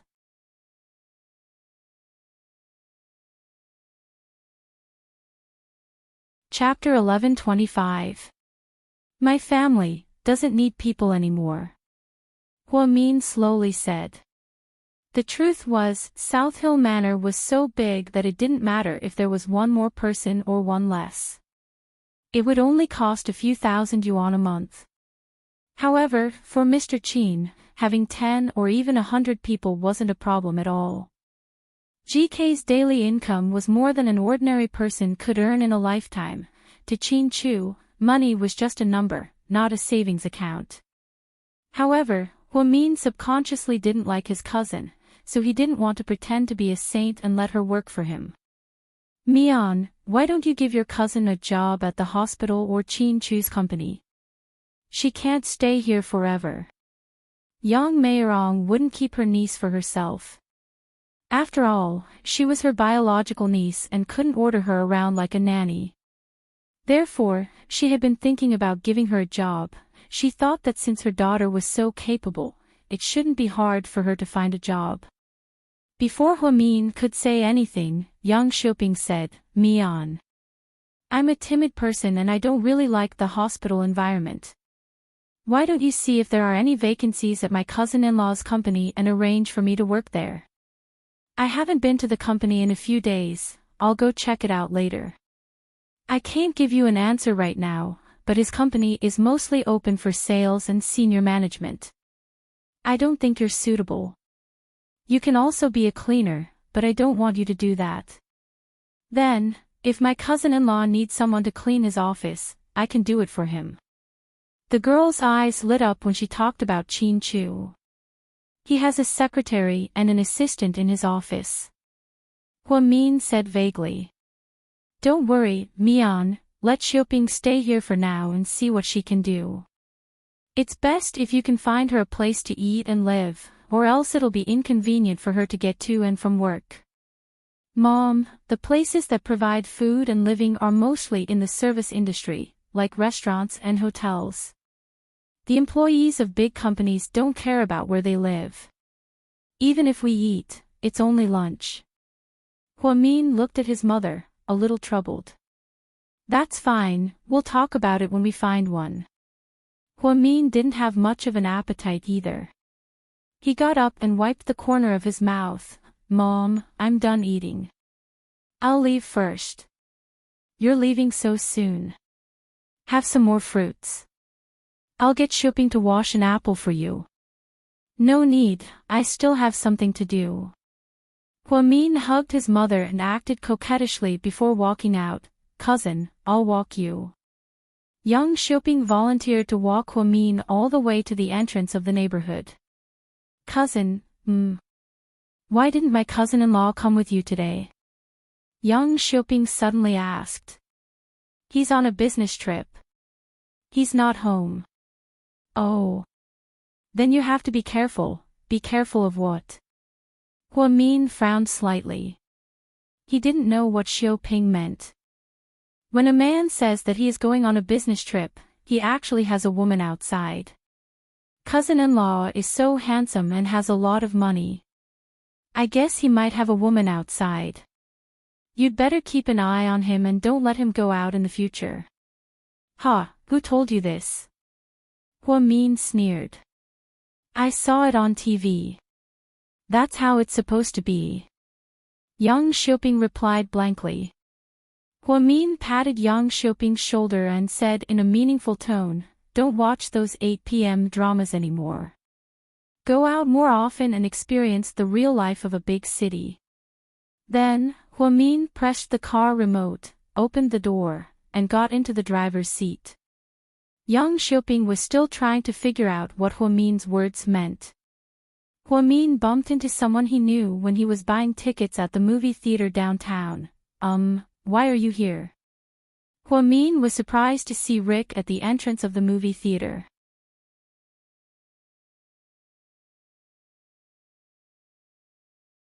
Chapter 11:26. Let's watch a movie. Rick was a man of few words. No wonder he was Chin Chu's good friend, they were indeed the same type. It was as if he would die if he said one more word. Huamin looked at the girl behind Rick. It was the girl that Rick looked so nervous the other day at the cocktail party. It seemed like this ice cube was really in love. Oh, you guys go ahead. You're here alone. Rick was surprised to see Huamin come alone. Chin Chu will be here soon. Rick nodded and then said, okay, we'll go in first. Okay. Rick bought tickets for the movie that was about to start, while Huamin bought tickets for the movie that would start half an hour later. Therefore, Rick and the others went in. When they went in, the girl named Cece even smiled at Huamin in a friendly manner. Huamin returned a friendly smile. She held 2 movie tickets and waited at the entrance. The movie was about to start and everyone went in after checking their tickets, but Chin Chu still hadn't appeared. Huamin was a little anxious, so she picked up her phone and made a call. Sorry, the number you have dialed is unavailable. His phone was still turned off. Huamin remembered that she had an appointment with Chin Chu. Did he go to the wrong place? Or, did he have something else to do? That shouldn't be the case. If he had something else to do, he wouldn't let her wait any longer. Just as her thoughts were running wild, a voice suddenly came from behind her. Miss, are you waiting for someone? Huamin turned around abruptly and immediately threw herself at Chin Chu. She wrapped her arms tightly around his neck. The staff in the theater kept looking over. I thought you weren't coming, why would I? I promised you. If I didn't show up, I'd have to kneel on a durian when I got home. Chin Chu lovingly patted Huamin's head. She smiled, then, she took Chin Chu's arm and walked into the cinema. The movie they were watching had just been released recently. It was called Slightly Alluring Smile. Huamin had read this novel before. It was very funny and lighthearted. Then, after the movie was made, the lead actor was also very good-looking, so she suddenly came up with the idea. She did not miss Grave Robbers Chronicles a while ago, but Chin Chu was busy with the staff meeting at that time. Xiao Wei was pregnant and couldn't go to the cinema, so she had an appointment with Zhu Lingling. They were all rather satisfied. At the end of the year, when fresh meat was everywhere, it was really not easy to find a few fresh meat with good looks and acting skills. After watching Tomb Raiding slightly, Huamin was pleasantly surprised. When she walked out of the cinema, she was still talking about the plot with Chin Chu. By the way, honey, I saw Rick when I was buying the tickets. Really? Yeah, he should be with his girlfriend. I didn't expect to see him at the cinema. What a surprise. Ah. He's a normal man, what's there to be surprised about? Chin Chu smiled. Ha. You haven't eaten yet, right? Huamin suddenly thought of a very serious problem. Yeah. Chin Chu nodded. He had been busy for the entire afternoon and night. Originally, the mayor wanted to treat him to dinner. However, he rushed back in order to watch a movie with Huamin. He had been busy for more than 2 hours, so how could he have time to eat? There were in-flight meals on the private plane, but people's taste buds were slow at high altitudes. Therefore, Chin Chu basically didn't eat the food on the plane. That was why he was still hungry. Why didn't you say so earlier? We could have watched it after dinner. Huamin looked at him with heartache. It's okay. I'll accompany you first. Are you an idiot? Huamin angrily punched Chin Chu's shoulder. She was the first person in the world to call Chin Chu an idiot. She was also the only person who dared to call Chin Chu an idiot. She was also the only person who Chin Chu was willing to be an idiot for her. It's okay if I'm an idiot, as long as I have a smart wife. Chin Chu continued to smile. Did you put honey on your lips today? Huamin felt warm inside. It was sweet to hear Mr. Chin say sweet things once in a while. Let's go, I'll treat you to supper. Huamin generously pulled Chin Chu towards the food street next to the mall. There was a good Hunan cuisine restaurant there. Although it was a little spicy, it was delicious. Huamin excitedly pulled Chin Chu in, but to her surprise, she saw Su Yu as soon as she walked in. He, Tang Chuan, and a woman she didn't know were sitting at a table near the entrance. It was very eye-catching. Should we go to another restaurant? Huamin was very embarrassed. She could swear that she didn't know Su Yu was here. What a fucking coincidence. You're tuning into the LoveLore Library YouTube channel. We're so grateful for your support, and don't forget to subscribe to join us on this incredible journey through captivating stories. Your generosity through donations truly makes a world of difference, as it's the primary source of revenue that allows me to expand and enhance this channel for you. Thank you from the bottom of my heart for being a part of this adventure.